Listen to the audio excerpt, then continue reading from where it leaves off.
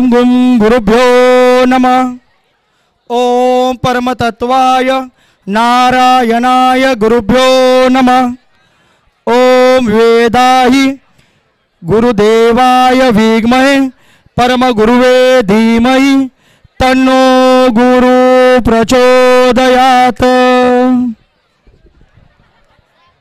द्वितीय सत्र घेऊन येत आहे बीजगणित विषयाचे आदरणीय श्री विश्वास भोईर सर। जोरदार येऊ द्या विश्वास भोईर सरांसाठी।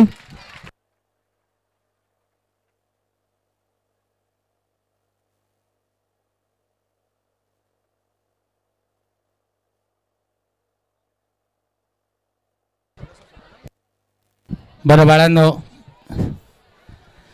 जीवन मडवी सरांनी टोपी तर घातली आहे, मला दिसलं ना तुम्हाला? हा सर टोप्या घालण्यात एकदम एक्सपर्ट आहेत पाय। अच्छा बर, आणि ही वायर मला वाटतं तिकडनं काढायला लागेल। तिकडनं घे बेटा वायर।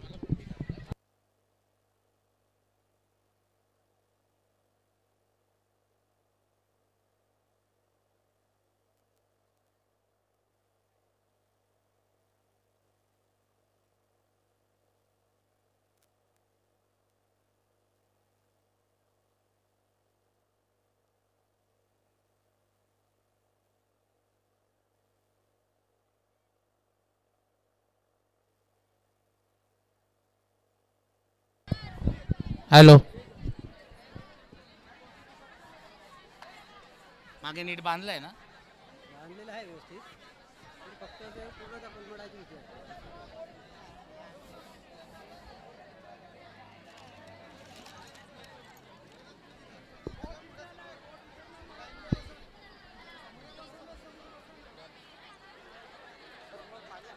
हो, मला पाणी लागतं।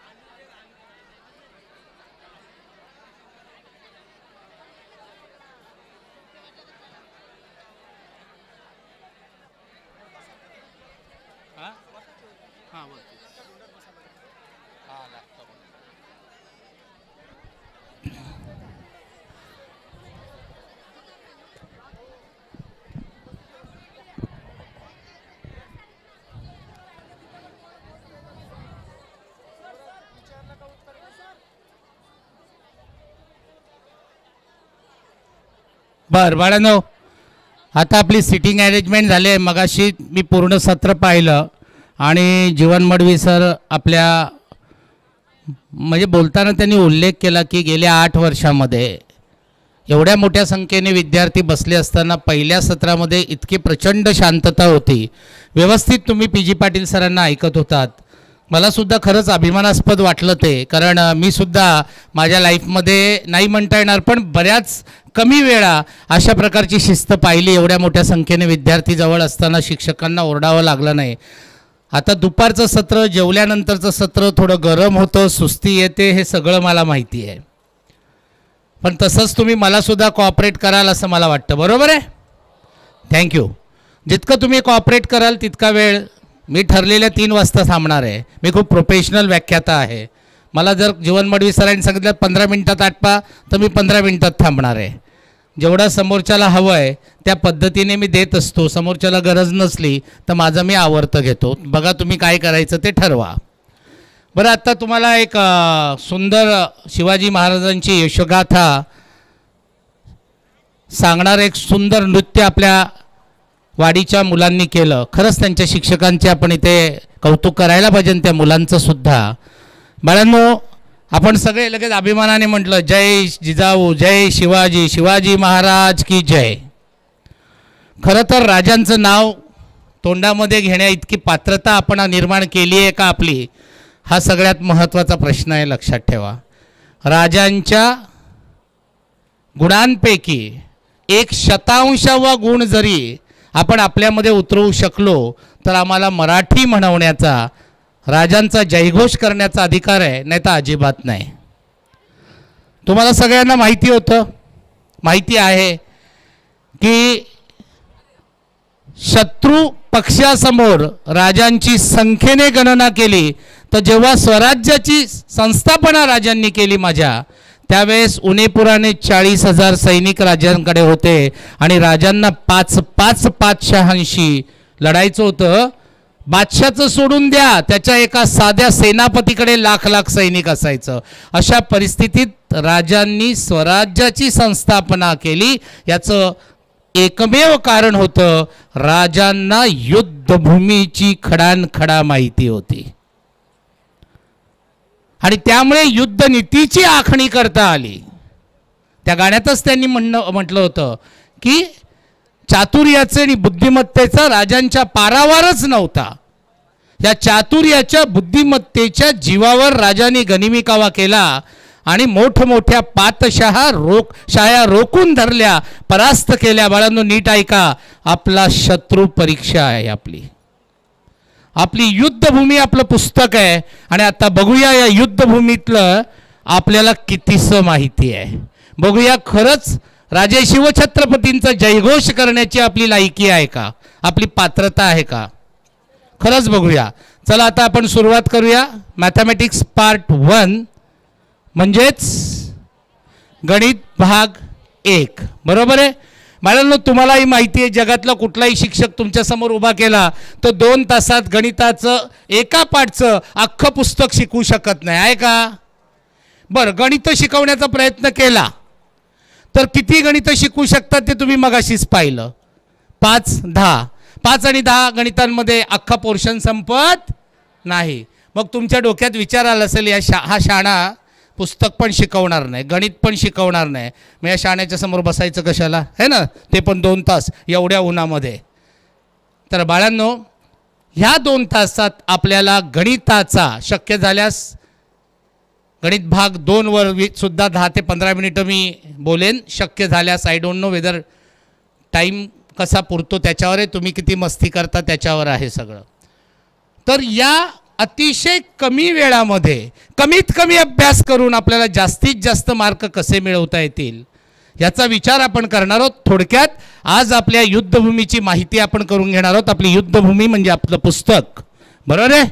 चला तर मग आता तुम्हाला कुठे कुठे डोंगर, दर्या, खाच, खळगे या युद्धभूमीत आढळत आहेत ते जरा मला समोर बसलेल्या मुलांनी सांगा. कोणतं प्रकरण कठीण वाटतं? लवकर. 4थं फायनान्शियल प्लॅनिंग, बरोबर आहे की नाही? अजून बस काहीच नाही. मग आता राहिलेल्या 10-15 दिवसामध्ये 4थ्या प्रकरणाचा जास्तीत जास्त अभ्यास करायला पाहिजे की नको? जोरात नक्की. म्हणजे ही आपली पहिली चूक. जे नको करायला ते करण्यामध्ये आपण वेळ वाया घालवतो. तर का ही आपली पहिली चूक आपण बघूया. ही आपली पहिली चूक का असेल? 1, 2, 3, 4, 5 आणि 6 हे आहेत प्रकरण क्रमांक, बरोबर आहे. हां, पहिलं प्रकरण 12 गुणांश 12 गुणांश 8 गुण 8 गुण 8 गुण 12 गुण. पेपर किती मार्काचा असतो आपला? 60 पैकी किती गुण मिळवायचे असतात आपल्याला? 40. म्हणजे 20 गुण आपल्याला ऑप्शनमध्ये आहेत बाळांनो. अख्खे 12 गुण जरी आता तुम्ही त्याचं 4थंच प्रकरण आहे, हे 8 गुण तुम्ही सोडून दिले तरी किती मार्काचा पेपर शिल्लक राहतो रे राजांनो? 52 पैकी किती मार्क मिळवायचे आहेत आपल्याला? 40. मग राहिलेल्या दिवसांमध्ये मुद्दामहून जे प्रकरण आपल्याला कठीण वाटतं त्याचा अभ्यास करण्यात वेळ वाया घालवायचा आहे का? दोन्ही पुस्तकांमध्ये दोन्ही भागामध्ये जे एक प्रकरण तुमच्या बुद्धीच्या बाहेर आहे असं वाटतं त्याच्या एकाही गणिताचा अभ्यास करू नका. बाकीचं सगळं करा. पैकीच्या पैकी मार्क नाही मिळाले तर मला बोला. पटतंय का तुम्हाला? विश्वासच्या शब्दांवर विश्वास नसेल तर घरी जायचं आणि गेल्या काही वर्षाच्या बोर्डाच्या प्रश्नपत्रिका काढायच्या. 4थं प्रकरण कट, 4थं प्रकरण कट, 4थं प्रकरण कट. तरी देखील ऑप्शन सहित पेपर शिल्लक राहतो की नाही बघा. राहत नसेल तर माझं ऐकू नका, आणि राहत असेल अरे विश्वासने सांगितलंय 4थं प्रकरण बघायचं नाही, बिलकुल द्या सोडून, काही फरक पडत नाही, बरोबर आहे. भूमितीमध्ये 3रं प्रकरण द्या सोडून, काही फरक पडत नाही. 12 मार्काला असू द्या, 12 वजा केले तरी 48 मार्क शिल्लक राहतात. पटतंय का? हां, आता आपण येऊया आपले अतिशय बुद्धिमान विद्यार्थी ज्यांना आता प्रिलिममध्ये शाळेत झाली प्रिलिम, क्लासेसमध्ये झाल्या प्रिलिम. 40 पैकी 10, 12, 2, 5. हां, आता सरकारने एक नवीन काढलाय फंड आणि माझ्या आवडीचा फंड आहे. कधीही वाईट शब्दाने समोरच्याला हिनवायचं नाही. आपण त्यांना बुद्धू म्हणायचो. आता नरेंद्र मोदी साहेबांच्या म्हणण्याप्रमाणे बुद्धू नाही म्हणायचो, अतिविद्वान. विद्वान म्हणजे सामान्य माणूस. अतिविद्वान ही जे आहेत, या अतिविद्वानांना मी सांगतो, बाबांनो, तुमच्या पहिलीपासून 9वी पर्यंत अख्खे गणिताचे मार्क ॲड केले तरी 80% होणार नाही. मग जर बोर्डाच्या परीक्षेत 80% घ्या आणि गप्प बसा असं म्हटलं तर नाही चालणार का रे बाळांनो? चालेल ना? कदाचित 40 पैकी 40 मिळाले पाहिजे, तर नालायक 4 मिळतात का बघा ती. मग 40ची वार्ता कर, बरोबर आहे की नाही? असे 4 मिळणारे आता आहेत आपल्यामध्ये. तुम्ही सांगू नका गाव तिथे 12 बलुतेदार असतात, असं होतच नाही कधी, बरोबर आहे? आता बाळांनो, त्या विद्यार्थ्याला मी म्हटलं क्वेश्चन नंबर 4 दोन्ही पार्टमध्ये किती मार्काला असतं रे बाळांनो? 8. द्या सोडून 8 मार्क, तरी किती मार्क मिळतील आपल्याला? 32. 4 8 32. काही कमी झालं का हो हे? नापास होणाऱ्या विद्यार्थ्याने पुस्तकातील एकाही कठीण गणिताचा अभ्यास केला नाही तरी सुद्धा त्याला किती मार्क मिळू शकतात? 32. मग मुद्दामून राहिलेल्या 10-15 दिवसामध्ये कठीण गणितांचा अभ्यास करण्यात वेळ वाया घालवायचा का? अजिबात नाही. एक कठीण गणिताचा अभ्यास करण्यास अर्धा तास लागेल, प्लस ते आपल्या बुद्धीत घुसेल की नाही ते नंतरचं. घुसलं तरी आयत्या वेळेस आठवेल की नाही हा दुसरा मुद्दा आहे. त्यापेक्षा सोपी गणितं 4 वेळा करा, पक्क करा, कॉन्फिडन्स लेवल वाढवा आणि 32 मार्क घ्या. कदाचित या कॉन्फिडन्सने त्या 8 मार्काच्या प्रश्नांमधील एखादा 4 मार्काचा प्रश्न सोडवता येतो. जसं की भूमितीमध्ये विचार केला तर जॉमेट्रिकल कन्स्ट्रक्शन, भौमितिक रचना आलं तर नाही येणार सोडवता. एखादा थेरमचा प्रूफ आला मोठा, नाही येणार सोडवता.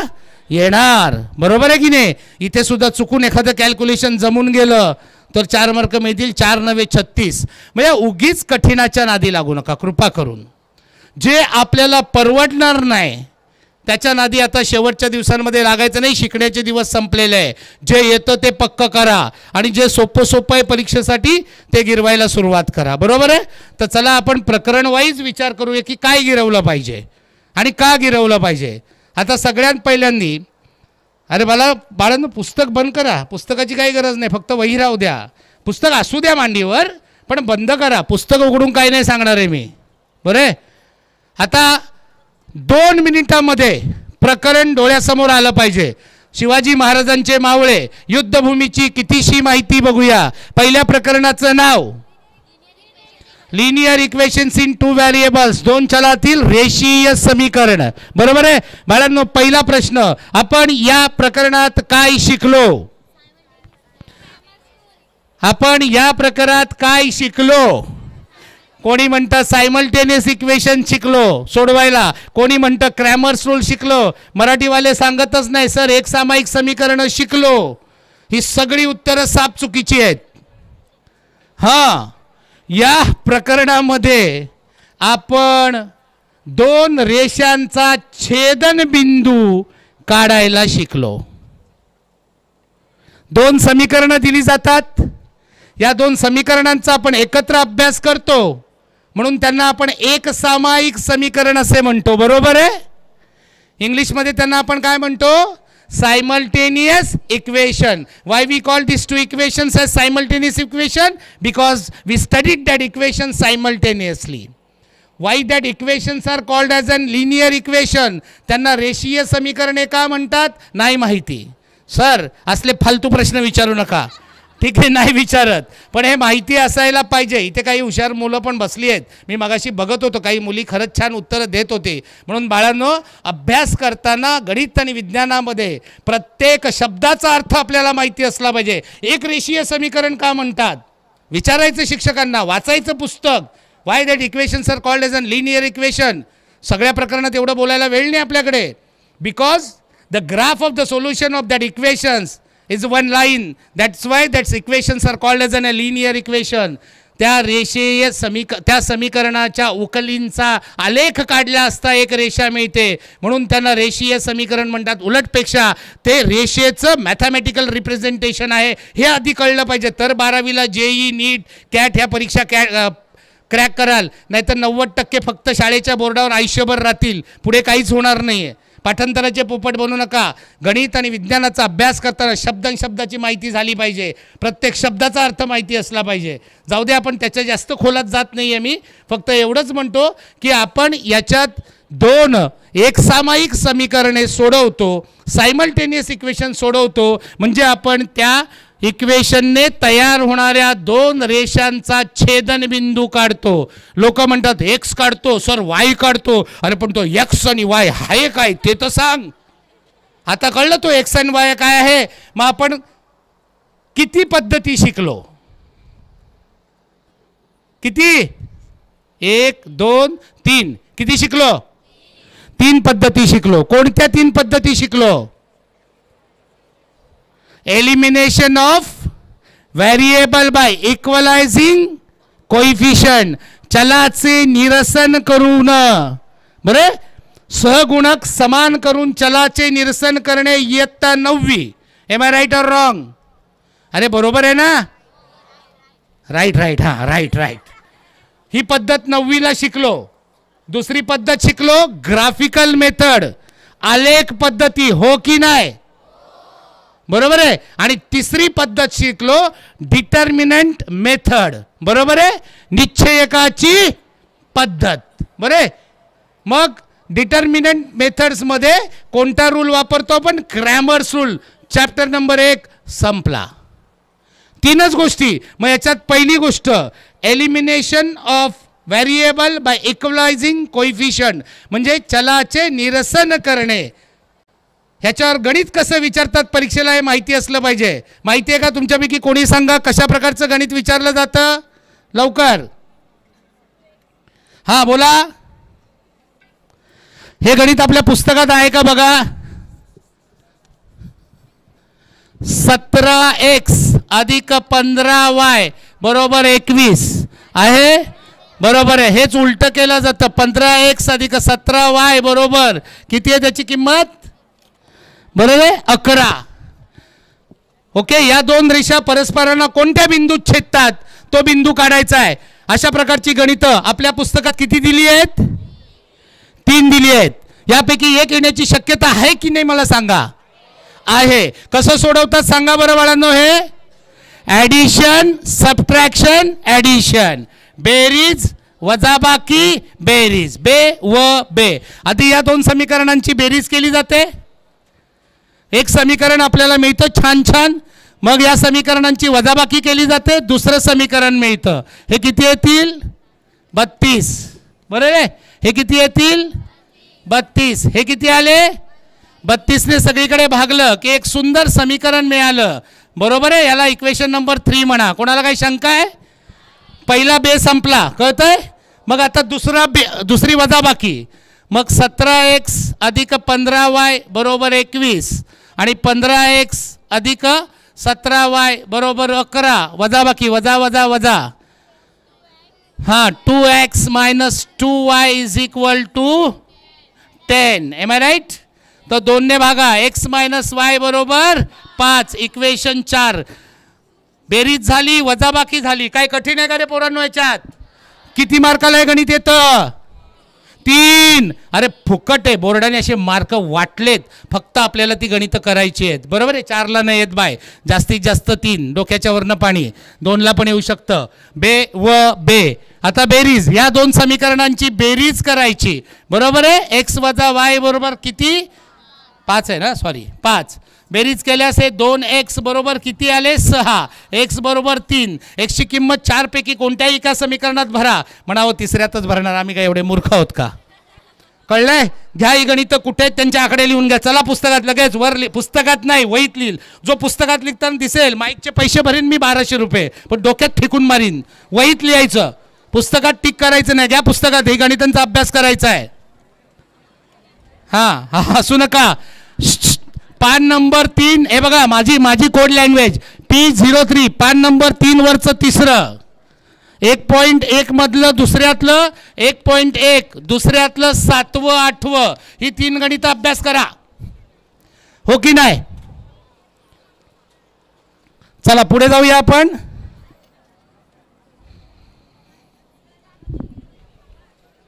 थांबा कशाला? नुसते आकडे तर लिहायचे आहेत. 3 आकडे लिहायला एवढा वेळ? हा बाळांनो, आता मला सांगा,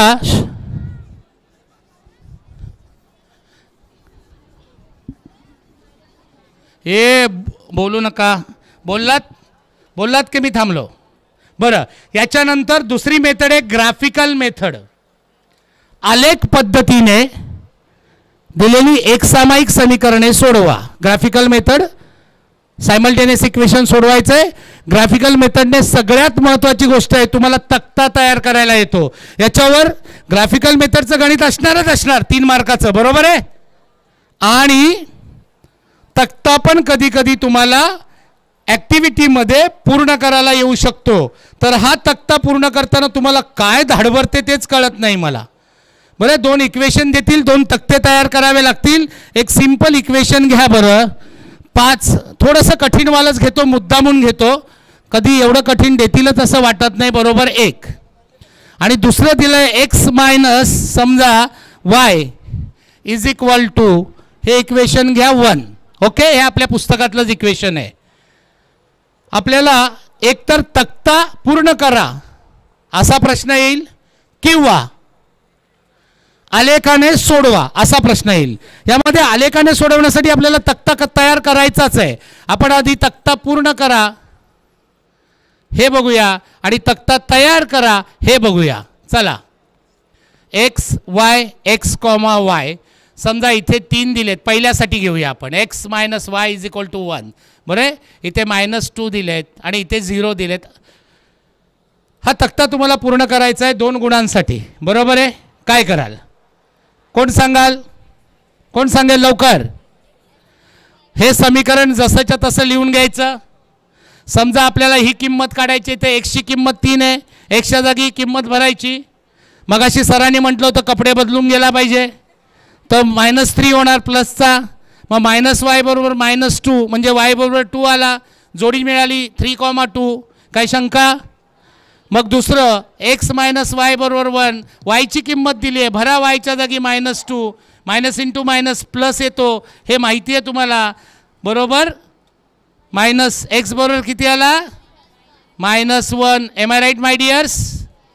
आणि आता इथे x मायनस वाय बरोबर 1, एक्सची किंमत 0 आली. -y बरोबर 1 म्हणजे y बरोबर -1. किती आला? 0 -1. कळतं आहे तुम्हाला? आता ह्याच्यामध्ये गंमत हे तुम्हाला कळत नाही हे नाही आहे. तुमचा बेसिक प्रॉब्लेम आहे की तुमचं बेसिक गणित कच्चं आहे. तुम्ही गणिताच्या काही पायाभूत गुणधर्मांमध्ये तुम्हाला नॉलेज कमी आहे किंवा माहीत नाही. सगळ्यांच्या बाबतीत नाही बोलत मी, पण जी मुलं नापास होतात त्यांना विचारतोय. कदाचित अरे पुसलं, ठीक आहे, नंतर परत लिहितो. बुद्धिमंतांना माहिती असेल. मला सांगा, हे कशाचं चिन्ह आहे? हा, प्लसचं चिन्ह आहे का बेरजेचं? बेरजेचं आहे का प्लसचं आहे? अर्धे म्हणतात प्लस आहे, अर्धे म्हणतात बेरीजेचं आहे. हे कशाचं चिन्ह आहे? मायनस आहे का वजाबाकीचं? दोन्ही पण आहेत. हे नक्की सांगा, एकच सांगा. दोन्ही पण आहेत तुमचं म्हणणं आहे? फक्त बेरजेचं चिन्ह आहे असं किती जणांचं म्हणणं आहे? जरा हात वर करा. फक्त बेरजेचं चिन्ह आहे. बरं, दोन्ही पण आहे असं किती जणांचं म्हणणं आहे? अख्ख्या गावाचाच. हां, हात खाली करा. बरं, एक लक्षात ठेवा, जे प्लस साईन आहे ते बेरजेचं चिन्ह आहे असं जे आपल्या बाईंनी शिकवलं होतं ते चुकीचं आहे. होय, जे मायनस साईन आहे ते वजाबाकीचं चिन्ह आहे असं जे आपल्या बाईंनी शिकवलं होतं चौथीला, दुसरीला नाही, तिसरी चौथीला, ते चुकीचं आहे. पूर्णीचं चुकीचं नाही, बाईंनी अर्ध ज्ञान दिलं होतं. तसं बाईंना चुकीचं म्हणणं म्हणजे मार खाणं आहे बाहेर जाऊन. पण लक्षात ठेवा, बाई चुकल्याच होत्या. कारण single sign does not decide any operation. वाक्यपाठ करा. एक चिन्ह क्रिया निश्चित करू शकत नाही. क्रिया निश्चित करण्यासाठी 2 चिन्हांची आवश्यकता असते. आणि जर दोन्ही काय झालं, हा, जर दोन्ही चिन्ह प्लस प्लस आले तर operation is addition. Minus minus आले तरी ऑपरेशन इज ॲडिशन. असं कसं झालं म्हणतील, हे काय चाललं, याला सध्या बेरजा येत नाही, पोरांना शिकवायला चालला नालायक. हां, इथे काय केलं आपण? बेरीजच केली. इथे काय केलं, बेरीजच केली. मग पुढचं वाक्य नीट पाठ करा. सजातीय चिन्हांची नेहमी बेरीज होते. काय होते? सजातीय म्हणजे समान चिन्हांची नेहमी काय केली जाते? बेरीज. तुम्हाला जर बाईने हे वजाबाकीचं चिन्ह आहे असं शिकवलं होतं, मग बेरीज का केली? कारण बाईंनी पहिल्या संख्येचं चिन्ह बाय डिफॉल्ट प्लस आहे हे गृहीत धरलं होतं, म्हणून तेव्हा बाई म्हणत होत्या हे चिन्ह दिसलं की वजाबाकी म्हणा. खरं तर गणितीय भाषेत बाईंनी चुकीचं शिकवलं होतं. बरोबर आहे. हे चिन्ह दिसल्यावर वजाबाकी नाही. दोन चिन्ह विजातीय दिसले की वजाबाकी होते. विजातीय विरुद्ध जातीचे चिन्ह आले की वजाबाकी होते आणि मोठ्या संख्येचं चिन्ह उत्तरास दिले जाते. हे कळलं सगळ्यांना?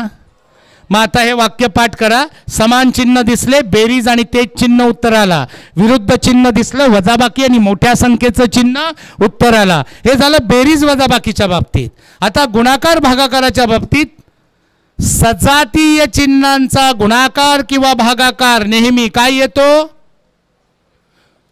धन येतो का ऋण येतो? नीट ऐका. सजातीय चिन्हांचा गुणाकार किंवा भागाकार धन येतो का ऋण येतो?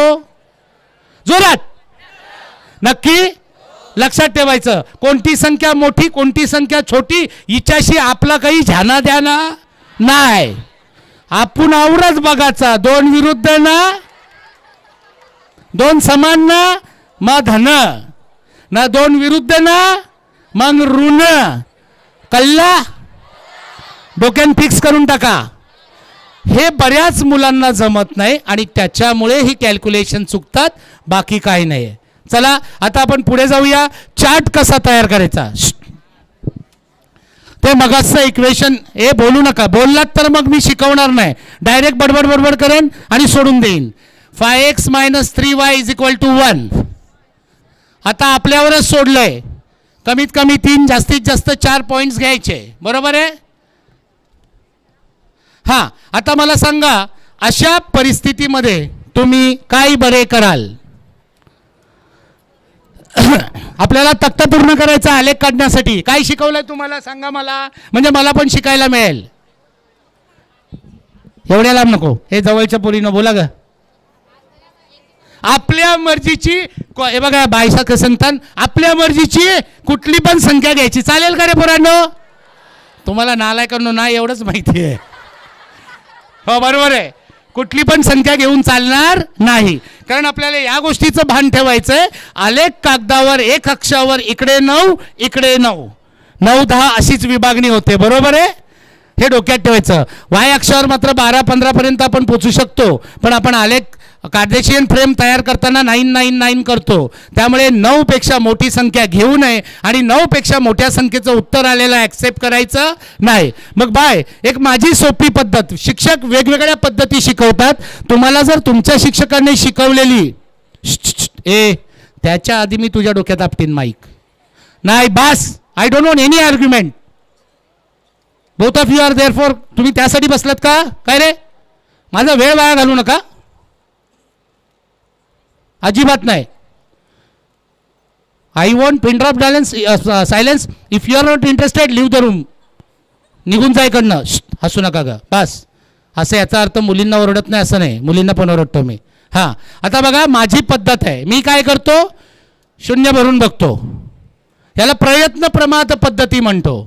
शून्य नाही जमला +1 - 1 +2 - 2 +3 - 3 +4 - 4 सो ऑन. बरोबर आहे? काही शिक्षक तुम्हाला y = वगैरे करून पण शिकवतात. कोणी वायच्या किमती भरतात, कोणी एक्सच्या किमती भरतात, मर्जी तुमची. पण हे सगळं सगळ्यांनाच कळतं असं काही नाही. मग अशा वेळेस x = 0 घेतला मी. रफ कागदावर मी गणित केलं, एक्सच्या जागी 0 भरला. बरोबर आहे? काय आलं? हा 0ला -3y = 1. जमेल का रे पोरांनो? नाही जमणार, कारण हा 3 खाली जाईल, वजा येईल, फ्रॅक्शन येईल, जमणार नाही. 0 गायब झाला, 1 भरला, 5 × 1 = 5. हा पाटील सरांच्या भाषेत पलीकडे गेला कपडे बदलून, म्हणजे -4 झाला. 3च्या पाड्यात 4 येत नाही. आई शपथ हा पण जमणार नाही. मग विश्वास सरांनी सांगितलं होतं -1 घ्या. हा -5 झाला.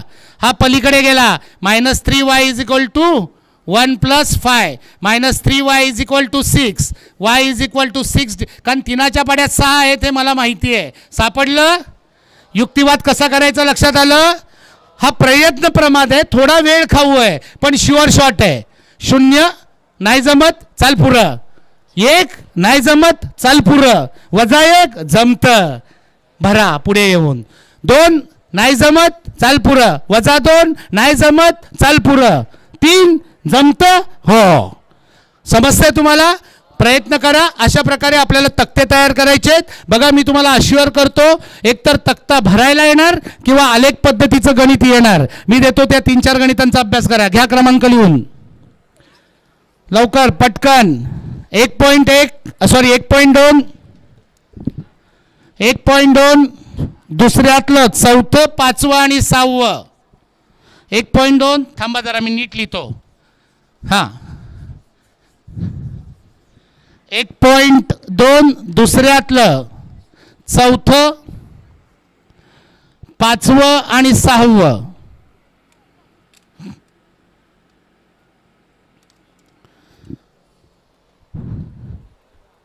मी सांगतो तेवढ्याच गणितांचा अभ्यास करायचा. अति शहाणपणा करायचा नाही.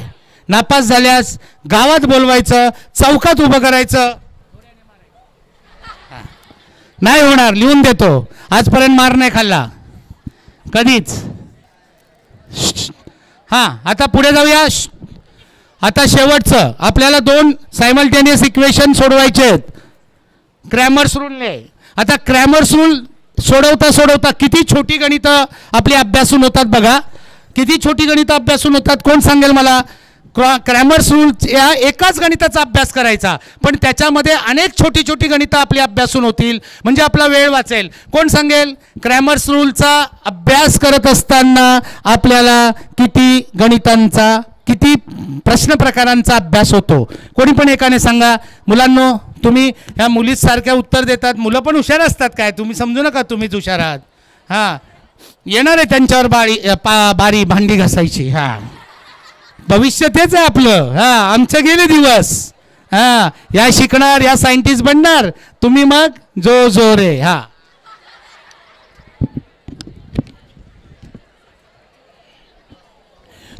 लगेच थांब बघा. मग मी जोक नाही करणार. हा बाय कोण सांगतंय. सगळ्यात पहिल्यांदा आपल्याला क्रॅमर्स रूलने गणित सोडवताना कशाची किंमत काढायला लागते. डिटर्मिनंटची. निश्चयकाची. निश्चयकच म्हणतात ना मराठीत बरं की नाही. मग आता निश्चयकाची किंमत काढण्यासाठी आपल्याला दिलेलं समीकरण प्रमाणरूप पद्धतीत लिहावं लागतं. स्टँडर्ड फॉर्ममध्ये लिहावं लागतं बरं. आणि त्याच्यानंतर छोट्या छोट्या किमती काढायला आपल्याला छोटे छोटे प्रश्न येऊ शकतात. डी काढा, dx काढा, dy काढा. येतो की नाही. हे शिकवलं तुम्हाला. कोणती ट्रिक शिकवली आहे शिक्षकांनी. 12 32 13. काय सांगितलंय. 12 32 13. किती जणांना 12 32 13 माहिती आहे. 2च हात बाहेर आहेत. ठीक आहे मग मी शिकवतो लक्ष द्या. 12 32 13 चुकायची काय नाही. वेगवेगळ्या शिक्षकांच्या वेगवेगळ्या टेक्निक असतात. त्यातलं आपलं एक बरेचसे शिक्षक 12 32 13ची गंमत शिकवतात. आता 12 32 13 म्हणजे काय बघा ज्यांना माहीत नाही. मी 2 समीकरणं घेतो इथे. 5x + 3y बरोबर -11 आणि इकडे 2x + 4y बरोबर -10. इथे बघा 1 2 3. 1 म्हणजे एक्सचे सहगुणक. पहिल्या रकान्यामध्ये 5 2. दुसऱ्या रकान्यामध्ये 3 4 आणि तिसऱ्या रकान्यात 11 -11 -10. हे कळलंय. आता डी म्हणजे 12. डी म्हणजे कोण. 12. 12 म्हणजे हे बरोबर आहे. पहिला दुसरा. मग 12 मध्ये कोण आलं हे. मग लिहून काढा इकडे. 5 2 3 4. हा अरे अरे हो अरे हां हसू नका. हां 12 झाला मग काय सांगितलं होतं 32 म्हणजे 3 आधी आणि 2 नंतर. मग इथे येणार -11 -10 आणि 3 4. कोणाला काही शंका? मग सांगितलं होतं 13. 12 32 13 म्हणजे 1 3 म्हणजे 5 2 -11 -10 बरोबर आहे. किंवा सगळ्यात सोपं, अहो सर dx काढायचा ना, मग एक्सचे सहगुणक द्या ना सोडून, त्याच्या जागी कॉन्स्टंट टर्म लिहा. सर dy काढायचा ना, मग वायचे सहगुणक द्या ना सोडून, त्याच्या जागी. पण कन्फ्युजन झालं तर एक वाक्य क्रॅमर्स रूलसाठी आठवायचं, 12 32 13. यातनं आपल्याला डी काढता येतो, dx काढता येतो, dy काढता येतो. सगळ्यांना निश्चय सोडवता येतं. मी सूत्र सांगायची गरज नाही. बरं सांगा बरं, डी नुसता सांगा कसा येईल? 5 गुणिले 4 बरोबर आहे, -3 गुणिले 2. हे लक्षात ठेवा बरोबर आहे. असं आणि असं मध्ये मायनसचं चिन्ह. मग इथे इथे आपला कस लागतो आपल्याला. मगाशी जे शिकवलं होतं, समान चिन्ह असल्यास गुणाकार धन येतो, विरुद्ध चिन्ह असल्यास गुणाकार ऋण येतो. सजातीय चिन्हांची बेरीज होते, विजातीय चिन्हांची वजाबाकी होते. या गोष्टी पाठ करा. ज्याला हे जमत नाही त्याचंच गणित कच्चं राहतं, त्याचंच गणित चुकतं. बेरजा वजाबाक्या भागाकार सगळं येतं, चिन्ह संकेत आम्हाला पाठ नसतो आणि चिन्ह संकेतामुळे आपलं उत्तर चुकतं. हो की नाही? मग सतत लक्षात ठेवा, समान जातीचे बेरीज करायची, विरुद्ध जातीची वजाबाकी करायची.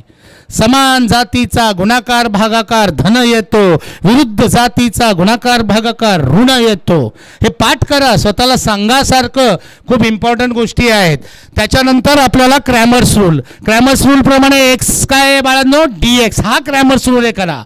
हा आपण जे सगळं करतो ते क्रॅमर्स रूल नाही. Actual the name of the method is determinant method. निश्चयकाची पद्धत कोणीतरी प्रचलित केली, क्रॅमर्स रूलची पद्धत नाही. क्रॅमर्सने इथेच रूल सांगितलाय. हा क्रॅमर्स रूल आहे. X is dx by D and y is dy by D. मग कधी कधी नुसता डी देतात, dx देतात, dy देतात, x आणि y काढायला सांगतात. असतं की नाही? कधी कधी नुसता dx काढायला सांगतात, कधी कधी नुसता dy काढायला सांगतात, कधी कधी नुसतं निश्चयक देतात आणि म्हणतात किंमत काढा. म्हणजे क्रॅमर्स रूलचं एक गणित सोडवलं की अनेक छोट्या छोट्या गणितांचा अभ्यास होतो. घ्या बरं, मी जे सांगतो ती गणितं घरी सोडवा, म्हणजे तुमचा अभ्यास होऊन जाईल. पान क्रमांक 14 वरचं पहिलं गणित. पान क्रमांक 14 वरचं पहिलं. हे लिहून घ्या लवकर. तू रे खात्या पित्या घरचा वही कुठे आहे तुझी? हां तो बघ ना, 4-5 जणांचा एकच वेळ, पण तो लिहून घेतोय का बघा. मला आवरी वारून क करायची आहे, थोडी अभ्यास करून कमी कर. हां पान क्रमांक 15 ॲक्टिव्हिटी 2. अरे माझ्यामुळे तुमची भांडणं होतील, राहू दे. पान क्रमांक 15 मजा केली तुझी. पान क्रमांक 15 ॲक्टिव्हिटी 2 लिव, तू लिव. 1.3 मधलं तिसरं, 1.3 मधलं तिसरं. आता थोडंसं वळूया, थोडीशा हुशार मुलांकडे जाऊया आपण. बाळांनो, अजून याच्यामध्ये येणाऱ्या गणितांचा एक प्रकार हमखास विचारला जातो. थोडीशी काठिण्य पातळी वाढते, मात्र सोडवता येऊ शकतं असा गणितांचा प्रकार. बघा जरा इकडे. हां 2/x अधिक 3/y बोलू नका बरोबर 15. समीकरण नंबर 1 दिलंय आणि दुसरं 8/x अधिक 5/y बरोबर 77. बाळांनो, हे गणित थोडंसं काठिण्य पातळीमध्ये मोडतं, परंतु प्रयत्न केल्यास सोडवता येईल. कसं सोडवायचं सांगा? हे रूपांतरित करायचं आहे. हे रेषीय समीकरण नाही, मात्र या समीकरणाला रेषीय समीकरणात रूपांतरित करता येतं. This is not an linear equation, but you can convert this equation into an linear equation. So how to convert? Any one of you please. Yes, बोल. शाबास. 1/x is equal to m घेऊया, बरोबर आहे, व 1/y बरोबर n मानू. English medium वाले सांभाळून घेतील ना. हा put x 1/x is m and 1/y is n. त्यामुळे इक्वेशन 1 काय तयार होईल बाय सांग जोरात. 2m अधिक 3n बरोबर 15. आणि इक्वेशन 2 काय तयार होईल बाळा. 8m प्लस 5n बरोबर 77. नाही जमणार तुम्हाला सोडवायला इक्वेशन. बरं याच्यात अजून हुशार मुलांनी लक्षात ठेवा आपल्याला असंच देतात पण थोडंसं अजून कठीण करतात. बरोबर आहे. हे गणित येण्याची शक्यता नाकारता येत नाही. Something they will give you 10 और समथिंग. बरोबर आहे. इथे काय करायचं बाळा. 1/x अधिक y बरोबर m मानायचा. बरोबर आहे. अखंड छेद बरोबर m मानायचा. इथे ही चूक करायची नाही. इथे आपल्याला म्हणावं लागेल 1/x plus y is equal to m and 1/x minus y is equal to n. Have got it my dears. मुद्दामून हे इक्वेशन सोडवा कारण ही परीक्षेला येतात. अंदाधुंद अभ्यास करायची गरज नाही. मी सांगतो तेवढा पॉईंट टू पॉईंट अभ्यास करा. पैकीच्या पैकी मार्क मिळतील हुशार मुलांना. आणि जे आपले गावणारे आहेत त्यांनी कठीण गणितांचा अभ्यास करू नका. सोपी गणितं 10 वेळा करा. I assure you 30 marks. 30 मार्कांची गॅरंटी देतो गावणाऱ्यांना. चला घ्या 1.4 पहिल्यात 1.4 1.4 पहिल्यातलं पहिलं दुसरं वहीत लिहायचं. पुस्तकात घरी जाऊन बघायचं प्लीज. आता वेळ वाया घालू नका. बाय माझे आवरा सांगून बीला कळलं नाही. तो पुस्तक नको वाकरू ते वहीन लिहू. हां 1.4 पहिल्यातलं पहिलं. मग आता आपल्या भाषेत सांगून पण नाही कळत 22ला करायचा क बाय घसा फुटतं त्याच्या मुला माझा. 1.4 पहिल्यातलं पहिलं दुसरं. 1.5 दुसरं. ॲक्टिव्हिटी आहे छान ॲक्टिव्हिटी आहे ही. आय एम ए रेक्टँगलवाली मी आयत आले आहेवाली सोपी आहे तुम्हाला जमू शकतं. 1.5 मधली दुसरी. त्यानंतर 1.5 मधलं तिसरं चौथं. ही शाब्दिक गणितं आहेत सोपी असतात. बरं आता थोडं हुशार मुलांसाठी हॉट सम्स कठीण गणिते असं लिहून घ्या. सामान्य मुलांनी या गणितांचे आकडे नाही लिहून घेतले काही फरक पडत नाही. जी मुलं 80% वर आहेत त्यांनीच या गणितांचे आकडे लिहून घ्या कृपा करून. बाकीच्यांनी घेतले तरी पहिल्या राऊंडमध्ये या गणितांचा अभ्यास करू नका. हे तुमच्यासाठी नाहीत. क्वेश्चन नंबर 4 साठी पाहिजे तर लिहा तिकडे. For question number 4. For question number 4 घ्या. पान क्रमांक 23 वरचं तिसरं गणित. बोटीचं चित्र आहे माहिती आहे का तुम्हाला. तिथे प्रवाहाच्या दिशेत काय घ्यायचं रे बाळांनो. हे बोटीच्या गणितामध्ये प्रवाहाच्या दिशेत आणि प्रवाहाच्या विरुद्ध दिशेत. हां प्रवाहाच्या दिशेत असेल तर काय म्हणायचं x प्लस y. बरे. आणि प्रवाहाच्या विरुद्ध दिशेत असेल तर काय म्हणायचं. आता हे मराठीवाल्यांना सोपं जातं. इंग्लिशवाल्यांनी नीट ऐका. प्रवाहाच्या दिशेत x प्लस y. प्रवाहाच्या विरुद्ध दिशेत. विरुद्ध म्हटलं की वजाबाकी. आता मला सांगा इंग्लिशवाल्यांनी या दिशेतला अपस्ट्रीम हा शब्द आहे का डाऊनस्ट्रीम हा शब्द आहे. नक्की ऐका ज्यांना माहिती नाही. प्रवाहाच्या दिशेत. हा बोल. प्रवाहाच्या दिशेत डाऊनस्ट्रीम. प्रवाहाच्या दिशेत डाऊनस्ट्रीम. जिथे डाऊनस्ट्रीम असेल तिथे x प्लस y आणि जिथे अपस्ट्रीम असेल तिथे x मायनस y. इथे आपण उलटं घेतो आणि अख्खं गणित चुकवतो आणि 4 मार्क जातात. तर हुशार मुलांनी हे गणित करा कारण हे बोर्डाचं खूप प्रेम असलेलं गणित आहे. हे विचारलं जाऊ शकतं. हा पान क्रमांक 25 वरचं 5वं गणित 3 डिजिट्स वाला आहे. त्यांनी सोडवून दिलंय. कधी मध्ये 4 मार्कांना विचारतात. हुशार मुलांनी लक्षात घ्या. सामान्यांनी अशा गणितांच्या वाटेला जाऊन आपला अमूल्य वेळ वाया घालवायचा नाही. 30 मार्क घ्यायचे 60पैकी आणि चुप बसायचं. 1.5 मधलं 5वं टाईप ऑफ बॉक्सेस ए आणि बी. ए आणि बी प्रकारचे बॉक्सेस दिलेत. 1.5 मधलं 5वं 6वं विशाल ट्रॅव्हल्स. अर्ध बसने जातो अर्ध विमानाने जातो माहितीये का. हा हुशार मुलांनी मुद्दामून करा. ही गणितं परीक्षेला विचारली जातात. त्यानंतर प्रश्नसंग्रह 1 प्रॉब्लेम सेट नंबर 1 मधला 7व्यातलं पहिलं 2 डिजिट नंबर. व्हेरी IMP करायला. प्रश्नसंग्रह 1 7व्यातलं पहिलं 2 डिजिट नंबर. 7व्यातलं दुसरं कांताबाई साखर बुकीनं साखर आणायला जातं. हां कांताबाई लय प्रेम आहे बोर्डाचं कांताबाईवर. 7व्यातलं दुसरं 7व्यातलं पहिलं आणि दुसरं. प्रश्नसंग्रह 7व्यातलं पहिलं आणि दुसरं. सातव्यातलं तिसरं ॲक्टिव्हिटी आहे. अनुष्काला 10 रुपयाच्या नोटा आणि 50 रुपयाच्या नोटा दिल्यात, माहिती आहे ना तुम्हाला? विचारतात की नाही शाळा ही गणितं? बोर्डाला सुद्धा विचारली जातात. फक्त याच्या नादी सामान्य मुलांनी जायचं नाही. आणि सातव्यातलं 6वं बघा, मी आय रिपीट, सातव्यातलं पहिलं, दुसरं, तिसरं आणि 6वं. सातव्यातलं पहिलं, दुसरं, तिसरं आणि 6वं.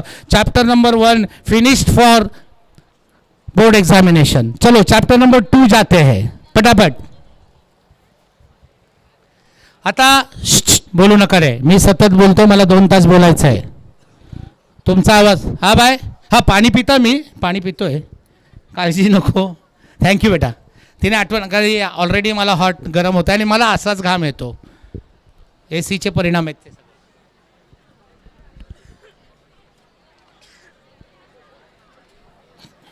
ये बस बस बस बस. आता आपली टेक्निक 2 सेकंद 2 मिनिटामध्ये अख्खं प्रकरण डोळ्यासमोर आणण्याची टेक्निक करा. कधी लक्षात ठेवा, याच्या पुढे आपल्याला टीचरांनी आज शाळेत गेल्यानंतर शाळेतनं घरी जायचं, हातपाय धुतले, रिलॅक्स झालो की अखंड शाळा 5 ते 10 मिनिटात आठवायची. त्याच्यामध्ये लेक्चर्स आठवायचे. लेक्चरमध्ये जसं अखंड प्रकरण शिकवून झालं की एकदा ते प्रकरण किंवा तो धडा वाचला की तो रिवाईज करायचा. जसं प्रकरण क्रमांक 2 क्वाड्रॅटिक इक्वेशन, वर्ग समीकरणे, बरोबर आहे? मला सांगा, याच्यामध्ये वर्ग समीकरणे सोडवण्याच्या आपण किती पद्धती शिकलो? जोरात. अरे कॉन्फिडन्स नाही तुमचा. 3 पद्धती शिकलो. कोणत्या 3 पद्धती? पहिली पद्धत फॅक्टरायझेशन, म्हणजे मराठीमध्ये काय म्हणतो त्याला? अवयव पद्धत. सगळ्यांना अवयव पद्धत येते का? मी शिकवावी? येते. दुसरी पद्धत आहे पूर्ण वर्ग पद्धत, कंप्लीटिंग स्क्वेअर मेथड. आता ही जरा माथे फिरू आहे, बरोबर आहे? ही तुम्हाला शिकवावी लागेल. पुस्तकातली शिकवू का शिक्षकांनी शिकवलेली शिकवू? काय शिकवलंय शिक्षकांनी? कोणता? 1/2 एक्सचा सहगुणक कंसाचा वर्ग, तो शिकवला आणि तरी येत नाही, मग तर कठीणच आहे. ठीक आहे, मग याच्यावर आपण बोलू. तिसरी पद्धत कोणती आहे बाळांनो? Formula method. सगळ्यांना येते? ऐका, सामान्य मुलांनी फॅक्टरायझेशन, फॅक्टरायझेशन मेथड आणि फॉर्म्युला मेथड ह्याच्यावर काम करा. तो जो मधला कंप्लीटिंग स्क्वेअर मेथड आहे, पूर्णवर्ग पद्धत आहे, त्याच्यावर समजा तुमच्या डोक्याच्या बाहेर जात असेल तर सोडून द्या तो विषय, काही फरक पडत नाही. पण एका गणितासाठी अखंड प्रकरणाला वालीत टाकू नका, बरोबर आहे? बरं बाळांनो, आता मला सांगा, आपण जेव्हा फॉर्म्युला मेथडने एखादं गणित सोडवतो तेव्हा आपण किती छोट्या छोट्या प्रश्नांचा अभ्यास करतो? तुमच्यापैकी कोणी एकाने मला सांगितलं तर बरं होईल. किती छोट्या छोट्या? फॉर्म्युला मेथड, सूत्र पद्धतीने वर्ग समीकरण सोडवत असताना आपण किती छोट्या छोट्या प्रश्नांचा अभ्यास करतो? कोणीही तुमच्यापैकी एकाने मला सांगा. हा बाय, कुठल्या कुठल्या? बोल. कुठे गेली ती 3 वाली? हा बोल, कुठल्या कुठल्या? नाही ग माझ्या आई, तुला प्रश्न कळला का? आपण जेव्हा फॉर्म्युला मेथडने एखादं गणित सोडवतो तेव्हा ते गणित सोडवत असताना आपण किती आणि कोणत्या, किती जाऊ द्या, कोणत्या कोणत्या छोट्या छोट्या प्रश्नांची अभ्यास करतो? तर पहिलं ऐका, मी जास्त ऐक. मला माहिती आहे कड आली आहे, पण त्याला इलाज नाही, मला सहन करावं लागेल. मला इथे गरम होतंय, मी असा हलतोय, पण सहन करतोय, तुला करावं लागेल. कड आली आहे, बरोबर आहे, येणारच. हां, आईबाबांच्या पुण्याईने गाद्या गिरद्यांवर लोळतो आपण, ती सवय गेली. आमच्या वेळेस खाली लाद्या असायच्या, लाद्या, आणि नको तिथे पॅन्टला ठिगळ लागायचं, बसून बसून घासून घासून 7-7 तास. आता तुम्हाला काय बेंच काय आणि सोपे काय घरी असू द्या, सण करा थोडा वेळ तुमच्यासाठी. आणि नाही 3 म्हणजे 3ला थांबणार. तुम्ही अशीच मला 7 दिली ना उत्तम, तर मी 3ला थांबणार. तुम्ही 7 नाही दिली तर मी 2:30लाच थांबणार. चालेल? मग ऐका बाळांनो, ऐका. पहिल्यांदी मला आता दोन्ही भाषेत बोलावं लागतं, त्यामुळे तुमचं कॉपरेशन गरजेचं आहे. पहिल्यांदी बेटा, आपण दिलेलं क्वाड्रॅटिक इक्वेशन स्टँडर्ड फॉर्ममध्ये लिहा, असा छोटासा प्रश्न येऊ शकतो. प्रमाणरूप पद्धतीत लिहा, असा छोटासा प्रश्न येतो. कारण आपल्याला जर सूत्राने सोडवायचं असेल तर आधी ते प्रमाणरूप आहे की बघावं लागेल की नाही. शाबास. दुसरा छोटा प्रश्न, आपण ABCच्या किमती काढा असा प्रश्न विचारला जातो, येतो की नाही? मग इथे आपल्याला ABCच्या किमती काढाव्या लागतात. तिसरा छोटा प्रश्न, आपल्याला B वर्ग वजा 4AC याची किंमत काढावी लागते, बरोबर आहे? याला काय म्हणतात? याला एक माझा प्रश्न आहे, थांबा. B वर्ग वजा 4AC याला काय म्हणतात? याला काय म्हणतात? थांबा, इंग्लिशवाल्यांनी सांगू द्या. हा बोल बाय. हा शाबास, तू डेल्टा बोलली होतीस. याला डिस्क्रिमिनंट असे इंग्लिशमध्ये म्हणतात आणि डेल्टा या चिन्हाने दाखवलं जातं. डेल्टा या लॅटिन चिन्हाने दाखवलं जातं. याला डेल्टा नाही म्हणत, याला काय म्हणतात? डिस्क्रिमिनंट. आपल्या मातृभाषेत याला काय म्हणतात? विवेचक. काय म्हणतात? नक्की कळतंय? मग विवेचकाची किंमत काढा असा छोटूसा प्रश्न असतो की नाही? मग बघा, एकच प्रश्न सोडवायचा पण स्वतःला सांगायचं मी 4 प्रश्नांचा अभ्यास करतोय. आता अजून एक प्रश्न लपलाय जो 100% परीक्षेला येणार आहे. कोणता? चला, डेल्टाची किंमत काढून झाली. बघा, प्रमाणरूप पद्धतीत लिहिलं, ABCची किंमत काढली, डेल्टाची किंमत काढली. पुढचा कोणता प्रश्न आहे? जेव्हा तुम्ही डिस्क्रिमिनंटची व्हॅल्यू काढता तेव्हा तुमच्या डोळ्यासमोर पुढचा 100% परीक्षेला येणारा प्रश्न आला पाहिजे. कोण? शाबास, ह्या पोरी खरंच हुशार आहेत. म्हणजे तुम्ही पण असाल पण तुम्ही बोलत नाही, तुम्ही पण असाल पण तुम्ही बोलत नाही, पण या खरंच हुशार आहेत.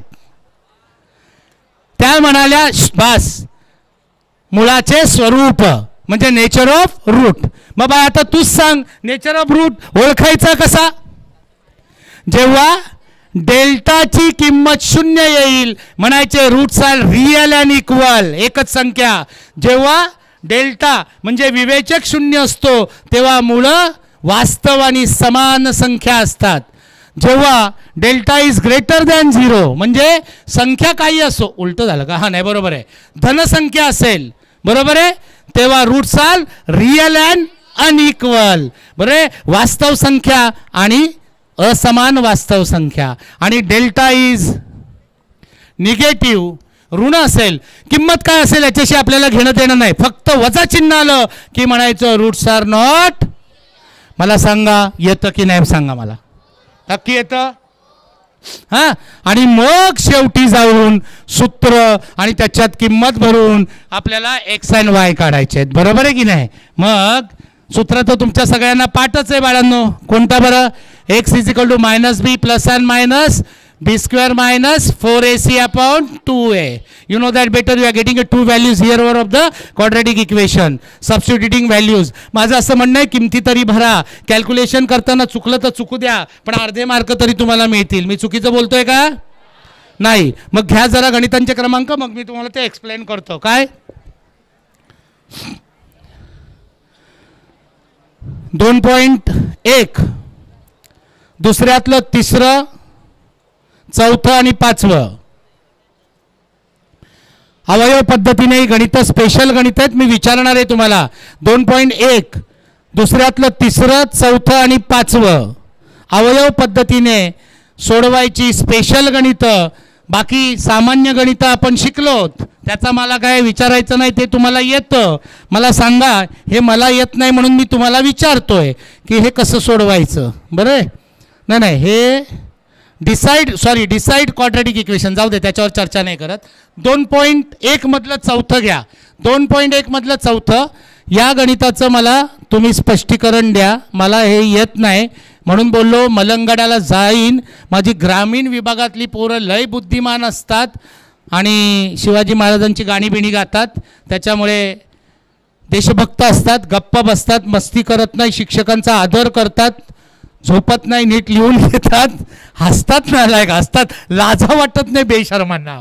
हां बाळांनो, ह्या एक्सच्या समोर दिलेल्या किमती या क्वाड्रॅटिक इक्वेशनचे सोल्युशन्स आहेत की नाही असा छोटासा प्रश्न विचारला जातो. मला सांगा हे काय, कसं करायचं, कुठे भरायची? थांबा मला बाकीच्यांनी नीट लक्ष द्या, खूप महत्त्वाचा प्रश्न आहे. नुसतं माहिती असून चालत नाही, आपल्याला परफेक्ट लिहिता आलं पाहिजे. कुठली बाई संत बाई सांग का करायचा? आता समजा मी लिहितोय तुझ्यासाठी, I am a writer for you, आप बोलो मैं लिखता हूं. यहाँ पे क्या लिखो, x चा वर्ग, एक 1 चा वर्ग, हा 4 गुणिले 1 वजा 5. आता या बाईने येत असून सुद्धा स्वतःचे मार्क घालवले, हो की नाही? मग सांग बरं, बरोबर काय नालाय का? नो हा मग चालू आहेत. हा बोला. बरोबर आहे ताई, इकडे लक्ष दे, घाबरू नकोस, मुद्दामून छेडलंय मी या ठिकाणी. बाळा इथे LHS किंवा डावी बाजू असं लिहायचं, कळलं? आणि फक्त डावी बाजू लिहायची, x² + 4x - 5. It is 1² + 4 × 1 - 5. 1 + 4 - 5 that is 5 - 5 that is equal to 0 is equal to RHS, उजवी बाजू. कळतंय तुला? असं डायरेक्ट लिहायचं नाही, डावी बाजू उचलायची, डाव्या बाजूत किमती भरायच्या दिलेल्या, सोडवत जायचं. उजवी बाजू आली तर म्हणायची उकल आहे, नाहीतर म्हणायचं उकल नाही. म्हणजे आपण शिकलोय पण परफेक्ट उत्तर लिहायला शिकलो नाही, त्यामुळे मार्क जातात. मी बरोबर केलं होतं, शिक्षकांनी चुकीचं दिलं. रे शिक्षक काय येडा आहे काय? नाही, हे समजलं सगळ्यांना? पोरांनो हे करा, हे परीक्षेला येतं, ही गणितं सोडवा. याचा क्रमांक मी तुम्हाला लिहून दिलाय, 2च गणितं पुस्तकात दिली आहेत, बाकीची इकडनं तिकडनं मिळवा. 2.1 मधलं 5वं घ्या. 2.1 मधलं 5वं, k ची किंमत काढा. इथे पण x ची किंमत दिली आहे, ते माहिती आहे तुम्हाला काय करायचं. इथे आता डावी बाजू घ्यायची गरज नाही, अखंड समीकरण घ्यायचं. 2.1 मधलं 5वं 6वं झालं. हां आत्ता या मी जे मगाशी बोलत होतो ते इकडे मी सांगतो तुम्हाला. आता घ्या क्वाड्रॅटिक इक्वेशन फॅक्टरायझेशन मेथड, अवयव पद्धतीनेचे आकडे घ्या. पान क्रमांक 32 नाही 35, पान क्रमांक 35, 5वं गणित. 2.2 मधलं पहिल्यातलं 7वं आणि 8वं. 2.2 मधलं पहिल्यातलं 7वं आणि 8वं. हां आता या 10 12 10 आणि 12. चला 2.2 मधलं 10 आणि 12, 10 12 11 पण घ्या, 10 11 12. 2.2 मधलं 10 11 12, 2.2 मधल्या पहिल्यातलं, 2.2 मधल्या पहिल्यातलं 10 11 आणि 12. आता पोरांनो मी मगाशी जे चुकून बोललो ती ही गणित आहेत. 25m चा वर्ग बरोबर 9, हे आपल्याला सोडवायचं आहे. कोण सांगेल? अवयव पद्धतीने सोडवायचं आहे. तुमच्यापैकी कोण सांगेल? कारण अशा प्रकारची गणितं गपचूप 1 किंवा 2 मार्काला विचारली जातात आणि आपण नेमकं काय करायचं हे कळत नाही. लवकर सांगा. बरोबर बोलते तू. हां हां हां हां नाही, हां बरोबर आहे, पुढे बोल. बरोबर आहे, शाबास. ऐका, हे ताई एकदम बरोबर सांगते. नाव काय बाई तुझं? अंकिता. आडनाव राहू दे, अंकिता. आणि शाळा कोणती? अरे वा, श्री स्वामी समर्थ विद्या मंदिर. अंकिताने बरोबर सांगितले. इकडे लक्ष द्या बाळांनो. अंकिता ताई म्हणते सर या 9ला इकडे आणा. बरोबर आहे, आणले तरी चालतील, नाही आणले तरी चालतील ताई. 25m चा वर्ग वजा 9 बरोबर 0. मग अंकिता म्हणते सर या दोन्ही पदांची वर्गमुळे घ्या, स्क्वेअर रूट घ्या. बरोबर आहे. आणि आता अंकिता पुढे तू सांग, याच्या पुढे सांगितलंच नाही काय करायचं. याच्या पुढे a² - b² सूत्र वापरायचं. म्हणजे एका कंसात a अधिक b, एका कंसात a वजा b झाले अवयव. पुढचं माहिती आहे तुम्हाला काय करायचंय, कळतंय? a² - b². 2 पदं असतील, तिसरं पद नसेल त्यावेळेस आपल्याला a² - b² सूत्र वापरायचं आहे, डोक्यामध्ये ठेवायचं आहे. बरोबर आहे. ही गणितं परीक्षेला विचारली जातात. आता अंकिता अजून एक, तुलाच नाही तुझ्या मैत्रिणींना किंवा भावांना हा प्रश्न विचारतो. नालायक म्हणतील भाऊच बोलला. हां ठीक आहे. आता इथे आपल्याला पहिलं पद आणि दुसरं पद आलंय. मगाशी पहिलं पद आणि तिसरं पद होतं. बरोबर आहे.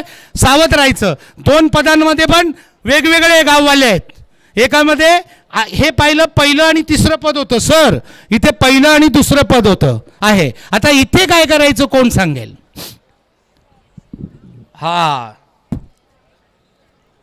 लवकर. ठीक आहे, मी सांगतो ऐका बाळांनो. अशा प्रकारची गणितं परीक्षेला येतात. काय नाही, याच्यात सोपं आहे. फक्त सामायिक काढायचं. काय काढायचं? कॉमन काढायचं. आधी तर हे इकडे घ्या, घेतलं, मग यातनं काय कॉमन निघेल? 7m. 7 इथे भागला 1 राहिला, m वजा 7 त्रिक 21, बरोबर आहे. म्हणजे आता झालं 7m बरोबर 0 किंवा m वजा 3 बरोबर 0. म्हणजे m बरोबर 0 भागिले 7 किंवा m बरोबर 3. म्हणून m बरोबर 0 किंवा m बरोबर 3 हे मिळालं उत्तर. कोणाला काही शंका आहे याबद्दल? कळतंय बाळांनो? ही गणितं छोटी आहेत, 100% परीक्षेला येतात अशा प्रकारची गणितं, आणि नेमकं आपण ही अभ्यासलेली नसतात. त्यामुळे काय करायचं हे कळत नाही. ह्याचे क्रमांक लिहून घेतले. 2.2 मधल्या पहिल्यातलं 11 पर्यंत आलं. पान क्रमांक 36 वरचं तिसरं, पान क्रमांक 36 वरचं तिसरं. 2.2 मधलं, 2.3 मधलं चौथं आणि पाचवं. पूर्ण वर्ग पद्धती आहेत. 2.3 मधलं चौथं आणि पाचवं. मी हे गणित घेतो, पण आधी आकडे देऊन घेतो तुम्हाला. त्यानंतर घ्या 2.4 दुसऱ्यातलं तिसरं. 2.4 दुसऱ्यातलं तिसरं. पान क्रमांक 43 चौथं. पान क्रमांक 43 चौथं. मराठीत 43 बोललं चालेल ना? सेमीवाल्यांना कळतं ना? हां, पाचवं पण घ्या. पान क्रमांक 43 वरचं चौथं, पाचवं. 2.4 मधलं तिसरं. ॲक्टिव्हिटी आहे ही, छान ॲक्टिव्हिटी आहे, करा. त्यानंतर पान क्रमांक 44 वरची activity, find the nature of roots. आपण याच्यावर चर्चा केली आहे. मुळाचं स्वरूप ठरवा. पान क्रमांक 44 वरची ॲक्टिव्हिटी कराच करा. 2.5 मधल्या पहिल्यातलं पहिलं, व्हेरी IMP, शाळेने पण विचारलं असेल. 2.5 मधल्या पहिल्यातलं पहिलं, 2.5 मधलं तिसरं, पहिल्यातलं पहिलं दुसरं तिसरं, सॉरी दुसरं सांगायचं राहिलं माझ्याकडनं. पहिल्यातलं पहिलं दुसरं आणि तिसरं. त्याच्यानंतर 2.5 मधलं तिसरं गणित आणि चौथं गणित. 2.5 मधलं तिसरं गणित आणि चौथं गणित. बरं, शाब्दिक गणित घ्या. 2.6 मधलं 2.6 मधलं पहिलं दुसरं सहावं, पहिलं दुसरं सहावं शाब्दिक गणित माझ्या दृष्टीने जी महत्त्वाची आहेत. बरं, 2.6 मधलं सहावं गणित कराच करा. कासमचं गणित आहे, कासमचं.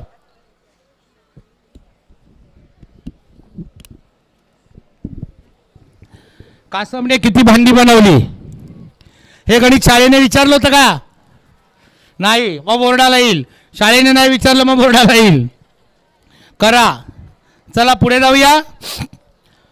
प्रश्नसंग्रहामधलं, प्रश्नसंग्रह 2 मधलं 9, 11, 9, 11, 12, 9, 11, 12. आता चॅलेंजिंग क्वेश्चन्स, कठीण प्रश्न. क्वेश्चन नंबर 4 साठी फक्त हुशार मुलांनी. पान क्रमांक 47 वरचं तिसरं, पान क्रमांक 47 वरचं तिसरं. 2.5 मधलं सहावं, पान क्रमांक 51 वरचं दुसरं. होय, तू लिहित तर नाही, नालायक बसलाय कसा? हा, 2.6 मधलं कितवं घेतलं बाळांनो? 2.6 मधलं 7वं, 8वं आणि 9वं. पहिलं सांगू काय ग बेटा? पहिला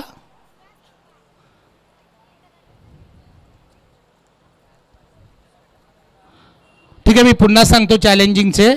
ऐक, काय कन्फ्युजन असेल तर दूर कर.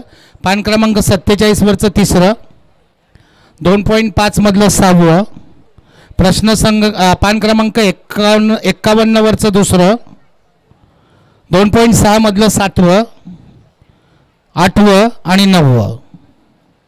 प्रश्नसंग्रहातलं 8, 10 आणि 15, 8, 10 आणि 15. चला आता 2-4 गोष्टी आपल्याला शिकायच्या आहेत, त्या आपण शिकू आणि पुढच्या प्रकरणाकडे जाऊ. जसं तुम्ही विचारलं होतं की कम्प्लिटिंग स्क्वेअर मेथड आम्हाला जरा परत एकदा सांगा, बरोबर आहे? तर आपण परत एकदा सांगूया.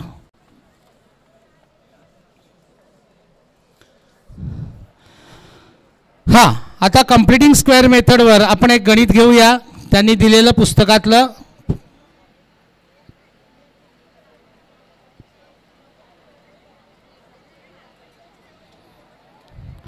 9y square minus 12y plus 2 is equal to 0. आवाज बंद, आवाज नको आहे मला. आता नीट लक्ष द्या. आपल्याला सगळ्यात पहिल्यांदा या प्रश्नाला प्रश्न विचारायचा आहे, बाबा वर्गपदाचा सहगुणक 1 आहे का?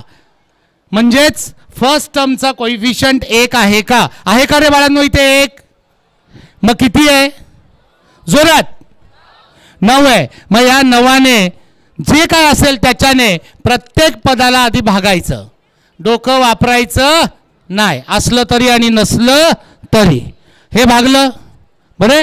इथे काय भाग जाईल 3 त्रिक 9 3 चौक 12 म्हणजे y square minus 4/3y plus 2/9 is equal to 0. हे आपल्या कामाचं समीकरण मिळालं. म्हणजे थोडक्यात पाटील सरांच्या भाषेत याला उघडा करायचा पहिल्या पदाला, त्याचा सहगुणक 1च असला पाहिजे. नसेल तर जी संख्या असेल तिच्याने भागायचं. हे कळलं सगळ्यांना? बाई तुला काय प्रश्न आहे का? हां तूच नक्की कळलंय. आता तुमच्या टीचरांनी शिकवलंय ती पद्धत. थर्ड टर्म म्हणजे काय बरं? तिसरे पद बरोबर 1/2 कंसात वायचा सहगुणक मीन्स कोइफिशियंट ऑफ वाय कंसाचा वर्ग. हे सूत्र पाठ करा, बरोबर आहे? तर मग वायचा सहगुणक कोण आहे बरं बाळांनो? 1/2 आतमध्ये आहे ना. हां, वायचा सहगुणक कोण आहे बाळांनो? कोण आहे इकडे? कोण आहे? मायनस. हां, it is minus 4/3 the whole square. कोणाला काही शंका आहे?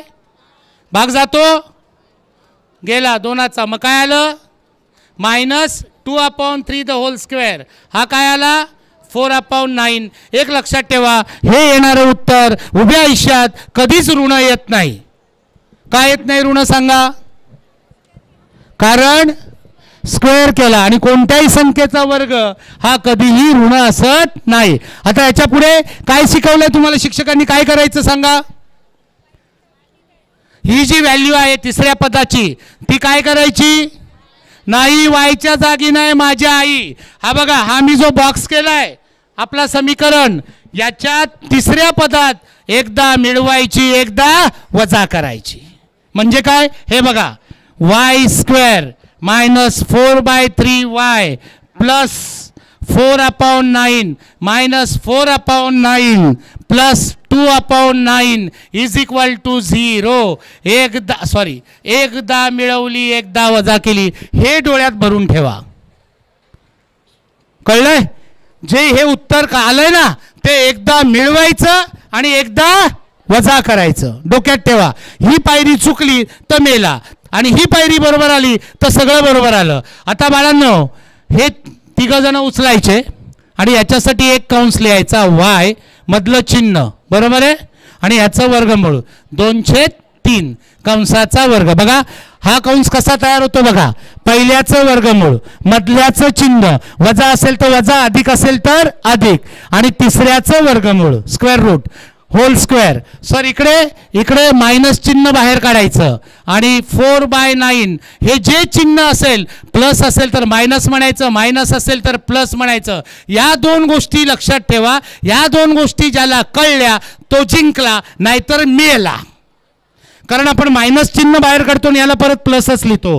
दिस इज मेजर मिस्टेक. मी सोडवताना माझं काय चुकलं हे कळत नाही. बाळांनो, या गोष्टी वर्गात शिक्षक शिकवत असताना गप्प राहून शिकायच्या असतात, लक्ष देऊन शिकायच्या असतात. हे कळलंय सगळ्यांना?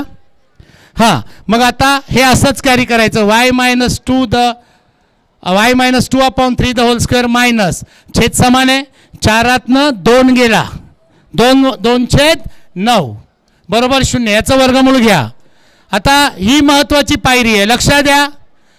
2चा वर्गमूळ काढता येत नाही. 9चा वर्गमूळ 3 कंसाचा वर्ग. पटलं. आता a² मायनस b². एकदा प्लस करा, एकदा मायनस करा, विषय संपला. y मायनस 2/3 प्लस √2/3 बरोबर आहे. दुसऱ्यात y मायनस 2/3 मायनस √2/3 = 0. याच्या पुढे तुम्हाला सोडवता आलं पाहिजे. समजलंय. चला आपण जाऊया आता तिसऱ्या प्रकरणाकडे.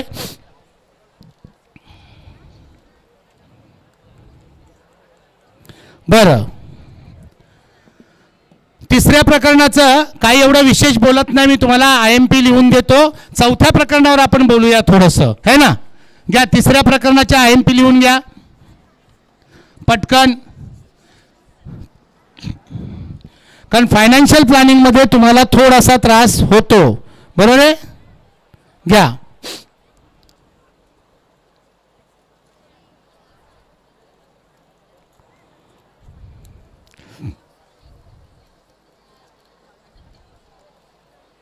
हां, 3.2 3.2 दुसरं आणि चौथं काय विचारले त्यांनी.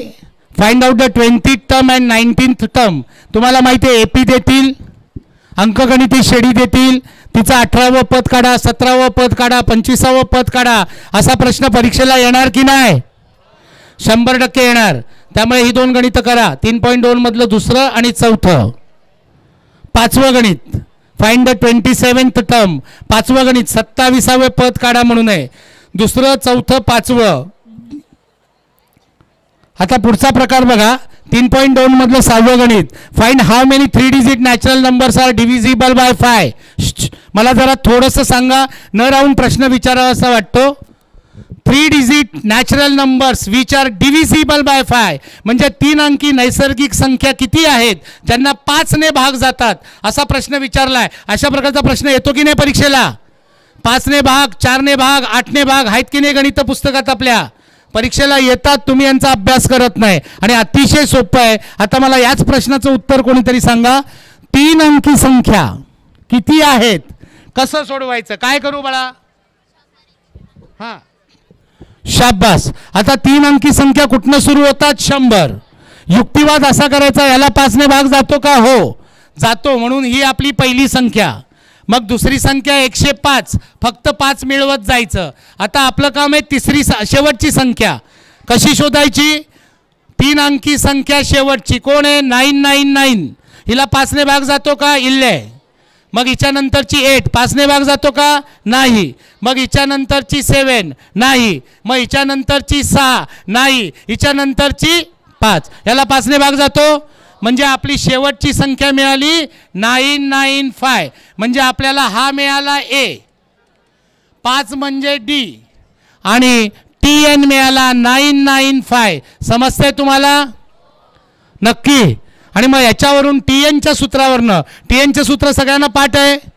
TN = A + n-1D. याच्यावरनं आपल्याला n मिळतो. मग पुढे पाहिजे ते काढता येतं. जे सम विचारले असेल तर सम. अशा प्रकारची गणितं मुद्दामून सोडवा. Very good. हुशार आहात तुम्ही मुलं, बुद्धिमान आहात. हा 3.2 मधलं 6वं घेतलं, 9वं घ्या. 3.2 मधलं 6, 9. पान क्रमांक 64 चौथं गणित. ही सगळी तशीच गणित आहेत, लक्षात ठेवा. पान क्रमांक 64 4th वन लिहिलं. आता नीट ऐका हुशार मुलांनी. पान क्रमांक 70 वरचं पहिलं, दुसरं आणि 71 वरचं तिसरं, ही तिन्ही गणितं बघून जा. खूप महत्त्वाची गणितं. त्यातलं एक तरी गणित परीक्षेला विचारलं जाईल. पान क्रमांक 70 वरचं पहिलं, दुसरं नमुना उदाहरण आणि 71 वरचं तिसरं. पुढचं 3.3 मधलं तिसरं, 3.3 मधलं तिसरं, 5वं, 5वी ॲक्टिव्हिटी आहे. 3.3 मधलं 5वं, 7वं, 7, 8 3.3 मधलं 7वं, 3.3 मधलं 8वं आणि 3.4 मधलं 5वं कारगिलचं गणित आहे. कारगिलचं परीक्षेला विचारतात ना. ह्याचे क्रमाने 3 consecutive terms, 4 consecutive terms and 5 consecutive terms. क्रमागत 3 क्रमागत नैसर्गिक 3 क्रमागत संख्या, 4 क्रमागत संख्या आणि 5 क्रमागत संख्या. 3.3 मधलं 7, 8 आणि 3.4 मधलं 5वं या 3 गणितांपैकी एक गणित बोर्डाला परीक्षेला येईल याची मी खात्री देतो. चला, हुशार मुलांनी काही चॅलेंजिंग सम्स लिहून घ्या. कठीण हुशार मुलांनी चॅलेंजिंग सम्स लिहून घ्या. पान क्रमांक 65 पान क्रमांक 65 5वं गणित. 3.2 मधलं 7वं, 3.3 मधलं 4थं, 6वं, 3.3 मधलं 4थं 6वं. प्रश्नसंग्रह 3 मधलं 2रं 3रं, प्रश्नसंग्रह 3 मधलं 2रं 3रं 9, 12 आणि 13, 2रं 3रं 9, 12 आणि 13. आता आपण इथे थांबूया आणि चौथ्या प्रकरणावर एक 10 मिनिटं गप्पा मारूया, कारण चौथं प्रकरण तुम्हाला कठीण जातं. पण बाळांनो, चौथं प्रकरण हे 7वी बेस प्रकरण आहे. हे प्रकरण तुम्हाला नाही समजत, हे मुळात मला समजत नाही की का नाही समजत. चला, तुमच्यापेक्षा माझे हाल जास्त वाईट आहेत, जास्त गरम होत आहे मला. मग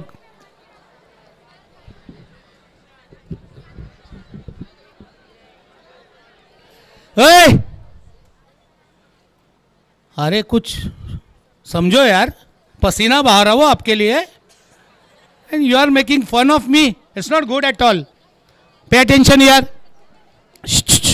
एक सुंदर सूत्र या ठिकाणी मी तुम्हाला, x% of y is equal to x/100 into y. हे एकमेव सूत्र आहे जे आपल्याला अखंड चौथं प्रकरण एक्सप्लेन करतं. हे 7वीला शिकलेलं सूत्र आहे आणि या एकाच सूत्राचा उपयोग अखंड चौथ्या प्रकरणात आपल्याला करायचा आहे. फायनान्शियल प्लॅनिंग, अर्थनियोजन. मला सांगा, याच्यात काही संज्ञा MCQ मध्ये विचारल्या जातात, त्या कोणत्या आपण बघूया. पहिलं, GSTचा फुल फॉर्म माहिती आहे सगळ्यांना? काय बरं? Good service tax. MCQ मध्ये प्रश्न विचारला जाईल. पुढचा प्रश्न विचारला जाईल, GSTचे किती प्रकार आहेत? मी प्रश्न रिपीट करतो, GSTचे किती प्रकार आहेत? नक्की कोणते बरं? CGST म्हणजे सेंट्रल GST, SGST म्हणजे स्टेट GST, आपल्या मातृभाषेत राज्य GST. बरोबर आहे की नाही? बरं, अजून UTGST कोण सांगणार? Union territory GST. बरोबर आहे. अजून एक आहे IGT म्हणजे काय? इंटरस्टेट. ते इनपुट क्रेडिट, हे टॅक्स क्रेडिट नाही. बरोबर आहे. IGST पण आहे, SGST, CGST, UGST, IGST. It is interstate GST. राज्यांमध्ये जेव्हा GST वापरला जातो तेव्हा सेंट्रल गव्हर्नमेंट तो GST आकारतो, तो सेंट्रल गव्हर्नमेंटच्या अंतर्गत आलेला GST. ठीक आहे, पण आपल्याला सध्या गणित 2च GST वर आहेत तुमच्या म्हणण्याप्रमाणे, SGST आणि CGST वर. बरोबर आहे. ठीक आहे. GST लागू कधी झाला? MCQ मध्ये प्रश्न 1 मार्काचा. GST लागू कधी केला आदरणीय मोदी साहेबांनी? तारीख येस, पुस्तकात बघते सांगते, 1 जुलै 2017. बाबांनो, 1 मार्कासाठी ही तारीख पाठ करून ठेवा, कृपा करून. विचारलं जाऊ शकतं. बरोबर आहे. ठीक आहे. बस. आता याच्यामध्ये आपल्याला GST काढायला येतं. कशाचंही GST काढायचं असेल हे सूत्र वापरायचं. सोपं सूत्र आहे बघा. समजा टॅक्सेबल व्हॅल्यू 1200 रुपये आहे. बरोबर आहे. आणि तुम्हाला 12% GST काढायचा आहे. ए बोलू नका, खूप महत्त्वाची गोष्ट शिकवतो. खरं तर हे मला गणिताच्या शिक्षकाला 10वीच्या मुलांना शिकवायला लागते. ही खेदास्पद गोष्ट आहे. आपण टक्केवारी काढायला कितवी पासून शिकतो पोरींनो? 7वी पासून शिकतो यार. मग आता 1200चे 12% काढायचे आहेत. माझ्या सूत्रात किंमत भरा. x% किती %? 12%. कोणाचे? ऑफ 1200. बरोबर आहे. काय येणार? टक्के जाऊन खाली भागिले 100, ऑफ जाऊन गुणिले 1200. समजलंय? मग किती झाले? 2 गेले 12 44. किती रुपये झाले? 144. ही गोष्ट मला शिकवावी लागते. आणि मग जीएसटी काढला की त्याचे 2 तुकडे होतात, CGST आणि मला सांगा, जर जीएसटी 12% तर CGST किती टक्के? बरोबर आहे. मग काय कठीण आहे? येतं तर खरं. SGST किती आहे? मग तुम्हाला समजा SGST कॅल्क्युलेट करायला सांगितले 6% ऑफ 1200. नाही जमणार का रे बाळांनो? 6/100 इंटू 1200 1272 रुपये. म्हणजे पहिल्या भागात फक्त जीएसटी कॅल्क्युलेट करायचं आहे. मग काय कठीण आहे बाय? काहीच नाही. हां, आता या पहिल्या भागात एक गोष्ट सांगतो. इनवॉइस बनवायला शिकायचं आहे, पावती बनवायला शिकायचं आहे. B2B आणि B2C येते सगळ्यांना पावती? नाही येत? नीट लक्ष द्या इकडे. पावती बनवायला येऊ शकते. फुकटचे 3 ते 4 मार्क मिळतील. इनवॉइस B2B आणि B2C.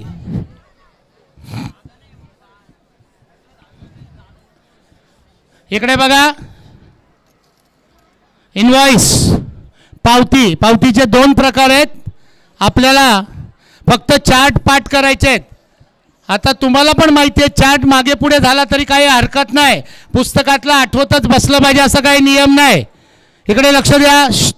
इथे काय येणार? अनुक्रमांक जो काय असेल तो. इथे काय येणार? HSN code. काय येणार? Serial number. HSN किंवा सॅक कोड. वस्तूचे नाव. बरोबर आहे. इथे काय येणार? पुढे वस्तूचे नाव आल्यानंतर काय येणार? हा HSN आपल्याला पाठ करायचा का रे बाळांनो? गणितात दिलेला असेल. मग इथे काय येणार? नाव आले. बोला. रेट येणार. बरोबर आहे. रेट किंवा क्वांटिटी. उलटं सुलटं झालं तर काय फरक पडतो का? मग क्वांटिटी आला, रेट आला, क्वांटिटी आला. पुढे बोला काय येणार बाळांनो? Yes, very good. काय येणार? टॅक्सेबल अमाऊंट ना. या दोघांचा गुणाकार म्हणजे इथे येणार टॅक्सेबल अमाऊंट. Taxable amount. बरोबर आहे.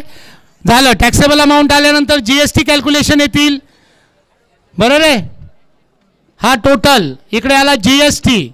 हा CGST, हा SGST. याचे पण 2 भाग. पहिल्या भागात रेट येणार, दुसऱ्या भागात टॅक्स येणार. रेट येणार, टॅक्स येणार. समजतं सगळ्यांना? ही झाली पावती. तिकडे येणार टोटल. बोलू नका रे. टोटल. आता नीट लक्ष द्या इकडे प्लीज. आपल्याला दुकानाचं नाव लिहायचं इथे. Name of the store. पुस्तकं असतील तर स्टेशनरीचं नाव लिहा. इलेक्ट्रॉनिक वस्तू असतील तर इलेक्ट्रॉनिक स्टोर्स लिहा. नाव काय पण फेका. बरोबर आहे. नाहीतर किराणा माल विकत घेतला आणि वर लिहाल विश्वास भोईर इलेक्ट्रॉनिक स्टोर्स आणि खाली लिहिलाय किराणा मालाची यादी. चालेल का? वर लिहिलाय विश्वास भोईर किराणा माल दुकान आणि खाली लिहिलाय TV. चालेल का? शुद्धीवर राहा. आणि इकडे नाव लिहा. नाव लिहिल्यानंतर नाव, address, phone number, email ID सगळं फेक लिहा. बरोबर आहे. म्हणजे इथे येईल पत्ता, ॲड्रेस. बरोबर आहे. इथे येईल आपल्याला GST नंबर. आता GST नंबर ऐका. GST नंबरमध्ये 27 महाराष्ट्रासाठी, शेवटचा 1Z5 हे पाठ करा. एकूण 15 नंबरचा असतो. त्यातले हे 2 आणि हे 3 झाले 5. हे पाठच करून ठेवा. मध्ये आता पॅन नंबर फेका. ABCD 5 अक्षर आहे. ABCDE 4 अंक आणि मधलं एक काय पाहिजे ते अक्षर. हा आहे पॅन नंबर. एकूण 15 नंबरचा GST तयार करा. इनवॉइस नंबर लिहा, डेट लिहा. हे असेल B2C. B2C म्हणजे बिझनेस टू कन्झ्युमर. म्हणजे आपण वाण्याकडे सामान घ्यायला गेल्यावर वाणी आपल्याला अशी पावती तयार करून देईल. आता B2B मध्ये काय फरक आहे? Business to business. B2B मध्ये जसं हे सेंडर बनवलंय, पाठवणारा, तसंच घेणारा. इथे खाली रिसिव्हर, त्याचा ॲड्रेस, त्याचा GST, त्याचा मोबाईल नंबर, त्याचा ईमेल नंबर सगळं इकडे टाका. इनवॉइस नंबर परत टाकायचा नाही. पण इथे आपल्याला येणार सेंडर, इथे येणार रिसिपियंट, इथे येणार पाठवणारा, इथे येणार घेणारा. ते मराठीत जरा बघा त्यांनी काय म्हटलंय. बरोबर आहे, पाठवणारा आणि घेणारा याला काय म्हटलंय ते तुम्ही मराठीत बघा जरा. समजतंय सगळ्यांना. ही पावती बनवायला शिका. कुठे आहे बरं ही पावती? देतो मी तुम्हाला, लिहून घ्या, आकडे लिहून घ्या.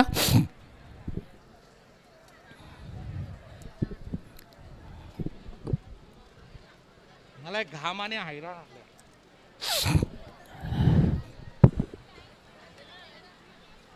घ्या. 4th चॅप्टर घ्या. 4.1 मधलं 3रं 6वं ही 2च गणित करा. 2 गणित करत असताना त्या 4.1 मधल्या सगळ्या गणितांचा अभ्यास होतो. कारण 4.1 मधल्या 6व्या गणितात रेट ऑफ GST काढायला सांगितलं आहे.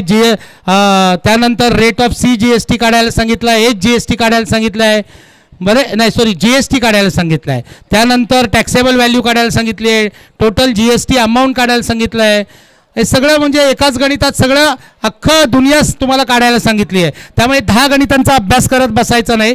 4.1 मधलं 3रं आणि 6वं, 4.2 मधलं 3रं, 6वं आणि 7वं. 6वं आणि 7वं पावत्या आहेत, जे मी आता एक्सप्लेन केलं तुम्हाला. त्या 2 पावत्या आहेत, लिहून घ्या. 4.2 मधलं 3रं करा, 6वं 7वं पावती तयार करायला शिका न बघता. आता आपण जाऊया पुढे, शेअर्सकडे जाऊया. काही गोष्टी फुकटचे मार्क मिळवून देणार आहेत.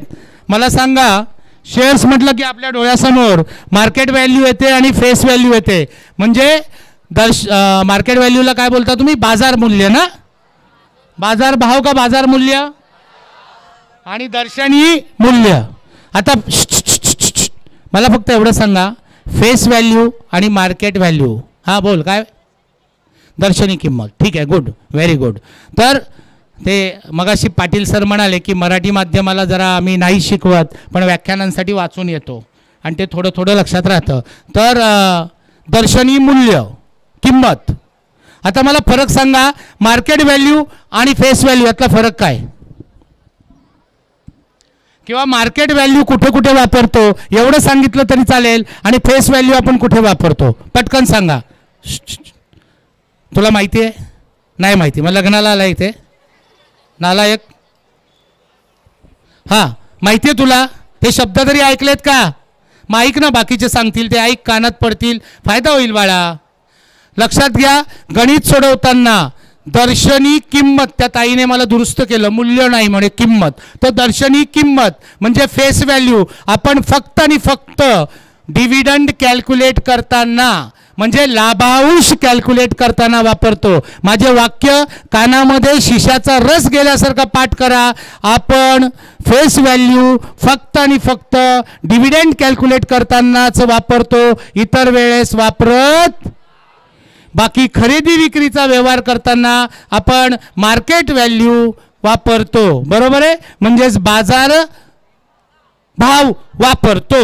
बरोबर आहे? ठीक आहे. आता मला सांगा, याच्यावर एक छोटासा प्रश्न.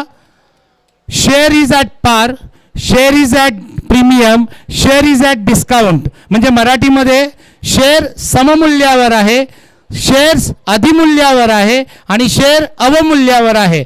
आता पहिलं सांगा, सममूल्यावर असणं म्हणजे काय? शेअर इज ॲट पार. प्रश्न येणार 1 मार्काला हा, किंवा 2 मार्काला सुद्धा गाळलेल्या जागा भरायला येणार. शेअर इज ॲट पारचा अर्थ काय? नाही माहिती?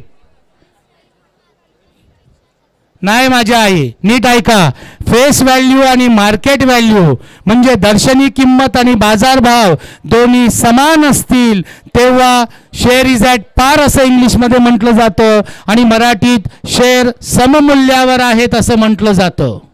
आता शेअर इज ॲट प्रीमियम म्हणजे मार्केट व्हॅल्यू फेस व्हॅल्यूपेक्षा अधिक असणे, जास्त, तुमचं अधिमूल्यावर असणे असं म्हणतात. आणि share is at discount, face value market व्हॅल्यूपेक्षा जास्त असणे. बरोबर आहे? आता मला सांगा, ह्याच्यावरनं मी काही गणित विचारतो ते सांगा. Market value 75, face value 75 rupees आहे, बरं आहे, आणि 25 rupees share is at premium, तर मार्केट व्हॅल्यू किती येईल मला सांगा. जर मी म्हटलं की share is at premium 25 rupees, तर याची मार्केट व्हॅल्यू किती येईल? 75 अधिक 25 बरोबर 100. समजा मी म्हटलं share is at discount 25 rupees, market value किती येईल? 50 वजा करायचं, आणि शेअर इज ॲट पारला इथे किंमत येणारच नाही, बरोबर आहे. जर 75 रुपये असेल तर इथे पण 75 रुपये आहेत. आता याच्यामध्ये सुद्धा आपल्याला आधी आकडे लिहून घ्या तुम्ही महत्त्वाचे, मग मी बोलतो तुमच्याशी, म्हणजे मला तेवढा आराम मिळेल.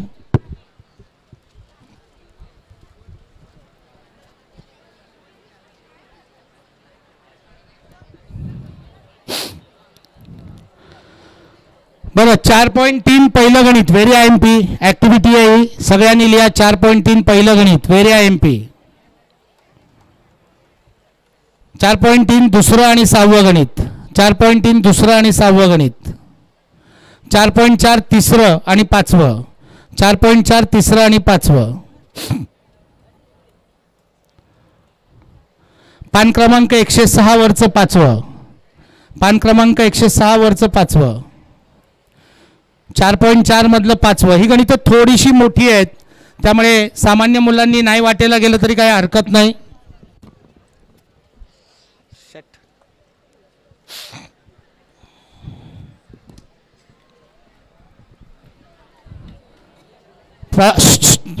Problem set number 4A. Problem set number 4A 9वं गणित. प्रॉब्लेम सेट नंबर 4B 11वं गणित. बरं, 5व्या प्रकरणातले पण गणितं लिहून घ्या, मग आपण चर्चा करू. 5.2 चौथं गणित. 5वं प्रकरण 5.2 चौथं गणित. पान नंबर 123 वरचं पहिलं गणित आणि दुसरं गणित. पान नंबर 123 पहिलं दुसरं. पान क्रमांक 124 तिसरं. 5.4 संपूर्ण प्रश्नसंग्रह प्रॅक्टिस सेट. प्रश्नसंग्रह नाही, काय म्हणता त्याला तुम्ही, सराव प्रश्नसंग्रह. हां, 5.4 प्रॅक्टिस सेट सगळे सम करा. प्रश्नसंग्रह प्रॉब्लेम सेट 5 मधलं तिसरं 5वं. प्रॉब्लेम सेट 5 मधलं तिसरं 5वं 12वं आणि 15वं. 3, 5, 12, 15. चॅलेंजिंग घ्या, कठीण प्रश्न घ्या जरा हुशार मुलांनी. प्रॉब्लेम सेट 5 मधलं दुसरं आणि 9वं. दुसरं आणि 9वं. चला आता आपण थोडीशी चर्चा करूया. इकडे लक्ष द्या. आपण शेअर्सवरच्या गणितांमध्ये काही गोष्टी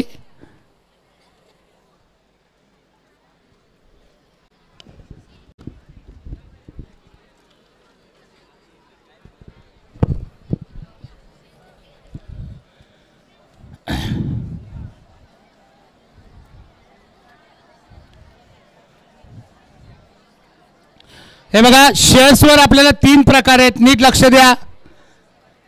हे मी घेऊ की नको पुढचा?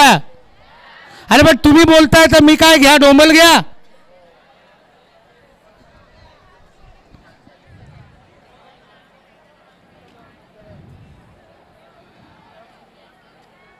बरं, आता मला सांगा, इकडे लक्ष द्या. मी काही प्रश्न तुम्हाला विचारतो शेअर्सच्या खरेदी विक्रीच्या वेळेस. एकच मिनिट गप्पा बसा, फक्त मला प्रश्न विचारू द्या. Already I am getting too hot here over. तुम्ही बघताय की मी परेशान झालो आहे, त्यामुळे नाही तर मग मी कात्री मारीन. हां, झाले 15 मिनिटं बाकी आहेत. 15च मिनिटात संपवतो. फक्त तुम्ही एक 15 मिनिटं चिडीचूप शांतता ठेवा. मला समाधान होऊ द्या की मुलांना येतं आहे, मग मला काही, आणि मला तुम्हाला जॉमेट्रीचे पण IMP देऊ की नको देऊ? हां, मग देणार आहे ना, मग गप्पा बसा. 2 मिनिटं गप्पा बसा फक्त. मी काही प्रश्न विचारतो, मला सांगा. आपण शेअर्स जेव्हा विकत घेतो एखाद्याकडनं, बरोबर आहे की नाही? आता ह्या शेअर्स विकत घेताना आपल्याला टॅक्स पेएबल काढा असं एक गणित 100% विचारलं जातं, ज्याच्यामध्ये तुम्ही मगाशी मला सांगितलं होतं input tax credit ITC. Input tax ITC आणि एक आहे आउटपुट टॅक्स, बरोबर आहे.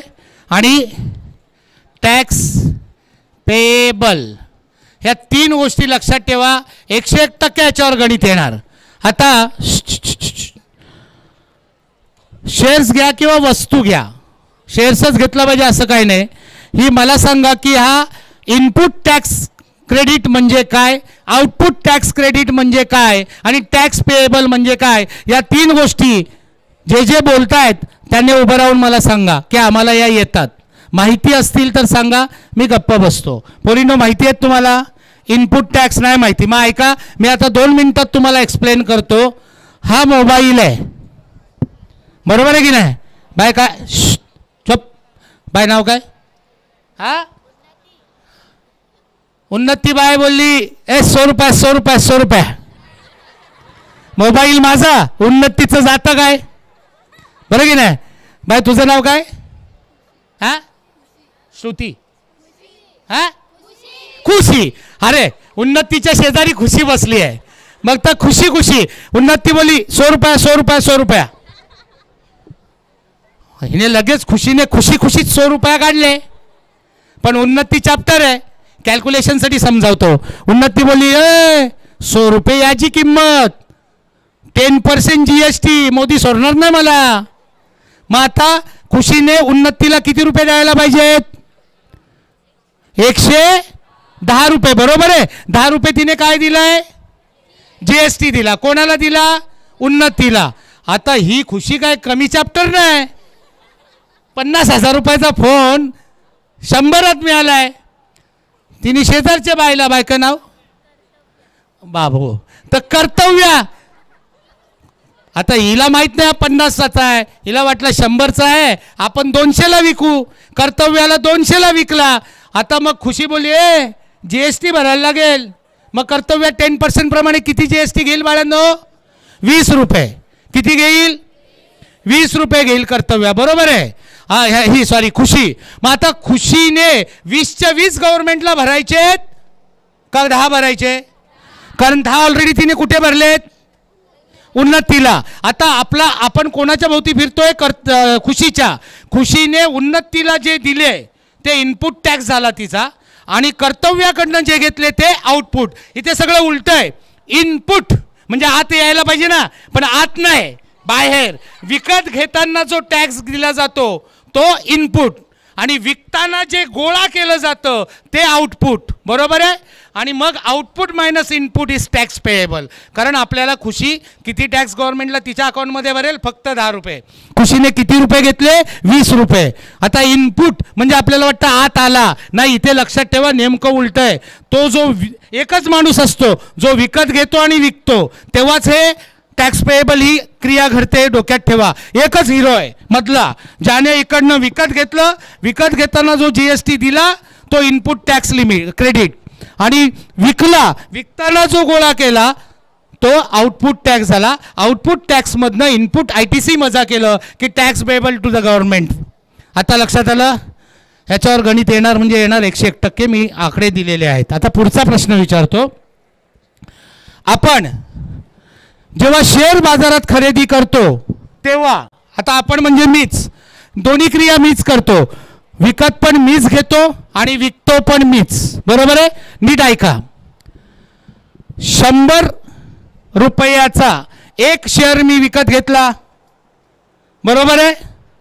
आता विकत घेताना मला 10%, मी कॅल्क्युलेशनसाठी तुम्हाला सोपं जावं म्हणून 10 म्हणतोय, बरोबर आहे. 10% GST लागू पडतो. मग मला 100 रुपयालाच पडेल का 110 रुपयाला पडेल? मग माझी इन्व्हेस्टमेंट 100 रुपये झाली का 110 रुपये झाली? हा, 110, बरोबर आहे. आता तोच शेअर मी 100 रुपयाला विकला, 100लाच विकला असं गृहीत धरा. आला तसाच ठेवला आणि मी विकला. मला सांगा, मला 100च रुपये मिळतील का कमी रुपये मिळतील? 100ला विकला पण मला पैसे किती मिळतील? तुम्ही बोलाल 100ला विकला मग 100च मिळतील ना. अरे हो, GST कोण वापस भरेल माझा? बरोबर आहे. म्हणजे मला किती मिळतील? 90 मिळतील. बरोबर आहे. लक्षात ठेवा, आपण जेव्हा खरेदी करतो तेव्हा GST ॲड होतो आणि आपण जेव्हा विक्री करतो, या गोष्टी समजल्या की गणित 7वीचे आहेत, ह्या गोष्टी 10वीच्या आहेत, कॅल्क्युलेशन 7वीचं आहेत बाळांनो. आपण जेव्हा शेअर्स विकत घेतो तेव्हा GST ॲड होतो आणि आपण जेव्हा शेअर विकतो किती पण रुपयाला तेव्हा GST मायनस होऊन आपल्याला पैसे येतात. आपले पैसे गेले म्हणजे इन्व्हेस्टमेंट, आपल्याकडे पैसे आले म्हणजे कमाई. बरोबर आहे. लक्षात येतं. Gain divided by investment into 100 gives you percentage gain. बरोबर. गेन म्हणजे मराठीमध्ये काय ग बाय, जे मिळतं आपल्याला. गेन प्रॉफिट, फायदा है ना. नफा भागिले आपण गुंतवणूक गुणिले 100 तुम्हाला देणार शेकडा नफा. तर आपल्याला शेकडा नफा काढायला सांगतात. या बारीक सारीक गोष्टी आहेत. 7वी पासून शिकलोय आपण. अजून थांबा, अजून गणित संपलेलं नाही. ऐका अजून गणित संपलेलं नाही. खरं तर मी GST हे मगाशी चुकून बोललो. GSTच्या ऐवजी मला शेअर खरेदी विक्री करताना, मी माझ्या चुकीची दुरुस्ती करतो पुन्हा एकदा, मला शेअर खरेदी विक्री करताना GST आधी नाही द्यायला लागत. आधी काय द्यायला लागतो? ब्रोकरेज. काय म्हणतात रे मराठीत त्याला? जे ब्रोकरेज देतो आपण ते लवादाला देतो, दलालाला देतो ते दलाली. शेअर खरेदी विक्री दलालीशिवाय होत नाही. मग आपण जेव्हा शेअर खरेदी करतो तेव्हा दलाली अधिक होते आणि शेअर विक्री करतो तेव्हा दलाली वजा होते आणि मग गव्हर्नमेंट या दलालीवर GST लावतो. शेअरच्या व्हॅल्यूवर GST लागत नाही. GST कशावर कॅल्क्युलेट होते? दलालीवर. दलालीला काय म्हणतो आपण इंग्लिशमध्ये? ब्रोकरेज. मग ती तिथे ॲड होते. म्हणजे दलाली आणि GST ॲड होतात खरेदी करताना आणि विक्री करताना वजा होतात. हे डोक्यात ठेवा. ठीक आहे, आपण आता जाऊया. वेळ संपत आलेली आहे. शेवटच्या प्रकरणाचे IMP घ्या. दिले का मी तुम्हाला शेवटच्या प्रकरणाचे? मग घ्या चला.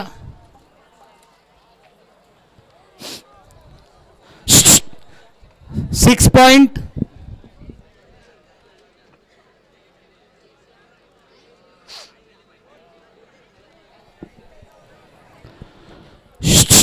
आता तुम्ही का असा फक्त आकडे लिहून देतो. घ्या 6.1 मधलं पहिलं सहावं पान क्रमांक 134 वरचं पहिलं पान क्रमांक 134. 134/134 कसे लिहायचे ते माहित नाही तुला? इंग्लिशचा प्रभाव एवढा आहे. We don't know how to write 134 134. We know only in English. Okay, no problem. मग उलट इंग्लिश अतिउत्तम येतं मला. Page 143 first. पान क्रमांक 143 पहिलं. पान क्रमांक 144 दुसरं. पान क्रमांक 143 पहिलं, 144 दुसरं, 148 दुसरं, 148 दुसरं, 6.2 मधलं दुसरं, 6.3 मधलं चौथं, 6.3 मधलं चौथं, 6.4 मधलं दुसरं, 6.5 मधलं तिसरं, 6.4 मधलं दुसरं, 6.5 मधलं तिसरं, 6.6 मधलं तिसरं, पाचवं, 6.6 मधलं तिसरं पाचवं. प्रश्नसंग्रह 6 मधलं 7, 14 आणि 15. प्रश्नसंग्रह 6 मधलं 7, 14, 15 आणि 16. 7, 14, 15 आणि 16. बरं, जसं मी तुम्हाला म्हटलं की बीजगणितासाठी मी दिलेत तेवढेच आकडे करा, सारखे सारखे करा. त्यातले पण जे कठीण वाटत आहेत ते सोडून द्या. तरीसुद्धा 80% मार्क सामान्य मुलांना मिळतील. हुशार मुलांनी मात्र जे कठीण आहेत त्यांचा अभ्यास करणं गरजेचं आहे. आता भूमिती देऊ की नको? 5 मिनिटं लागतील. घ्या चला, वर लिहा गणित भाग 2. गणित भाग 2 वर लिहा. Mathematics part 2 IMP. हे आता गोंगाट नको. आम्ही अजिबात नाही. आता 5च मिनिटं लागतील. तुम्ही जेवढा गोंगाट कराल तितका जास्त वेळ तुम्हाला लागेल. 1.1 मधलं पहिलं दुसरं 1.1 फर्स्ट सेकंड. 1.2 मधलं दुसरं पान क्रमांक 12 वरचं पहिलं. 1.2 दुसरं पान क्रमांक 12 वरचं पहिलं. 1.2 तिसरं आणि 9. हे गुणधर्मानुसार असल्यामुळे आकडे वर खाली झाले आहेत. पहिला BPT होता, दुसरा अँगल बायसेक्टर आहे व 1.2 मधलं तिसरं आणि 9. 1.2 मधलं 7वं 3 पॅरलल लाईन्स. 1.2 मधलं 7वं आकडे उलटे सुलटे आहेत, घाबरू नका, प्रॉपर्टी वाईज आहेत ते, कारण मी ते एक्सप्लेन करताना उलटे सुलटे लिहिले आहेत. 1.3 मधलं दुसरं 1.3 मधलं दुसरं पान क्रमांक 18 वरचं पहिलं 19 वरचं दुसरं. पान क्रमांक 18 पहिलं 19 वरचं दुसरं पान क्रमांक 19 वर. ही तिन्ही गणितं नजरेखालनं घाला, 1 मार्कासाठी अत्यंत महत्त्वाची आहेत. 1.3 मधलं तिसरं 1.3 मधलं तिसरं चौथं व्हेरी IMP सर्कल करा स्टार करा. 1.3 मधलं तिसरं चौथं सर्कल करा किंवा स्टार करा. 1.4 मधलं पहिलं आणि 5वं पहिलं 5वं. 1.4 मधलं पहिलं 5वं पान क्रमांक 24 वरचं पहिलं पान क्रमांक 24 वरचं पहिलं. चॅलेंजिंग क्वेश्चन्स हुशार मुलांसाठी सामान्याने आता याच्या पुढे देतोय त्या गणितांचा अभ्यास करायचा नाही. क्वेश्चन नंबर 4 साठी चॅलेंजिंग क्वेश्चन्स. 1.2 मधलं 10वं 1.2 मधलं 10वं पान क्रमांक 20 वरचं 5वं. 1.3 मधलं 5वं. 1.4 मधलं 7वं. प्रश्नसंच प्रश्नसंग्रह 1 प्रॉब्लेम सेट नंबर 1 मधलं 9, 10, 12, 13 9, 10, 12, 13. चला प्रकरण क्रमांक 2 कडे चला. 2.1 मधलं चौथं 2.1 मधलं चौथं 5वं 6वं 5वं नका घेऊ 6वं घ्या. 2.1 मधलं चौथं आणि 6वं 2.1 मधलं चौथं आणि 6वं पान क्रमांक 36 वरचं पहिलं. 2.2 मधलं दुसरं व्हेरी IMP करा. 2.2 मधलं दुसरं व्हेरी IMP करा. 2.2 म्हटलं का मी, चुकून झालं ते. 2.1 मधलं प्रॉपर्टी ऑफ जॉमेट्रिक मीन आहे, सॉरी. 2.1 मधलं दुसरं पान क्रमांक 36 वरचं तिसरं बोलू नका रे. पान क्रमांक 36 वरचं तिसरं. 2.1 मधलं 7वं आणि 8वं 2.1 मधलं 7वं आणि 8वं. बरं 2.2 पहिलं दुसरं चौथं 6वं पहिलं दुसरं चौथं. 2.2 पहिलं दुसरं चौथं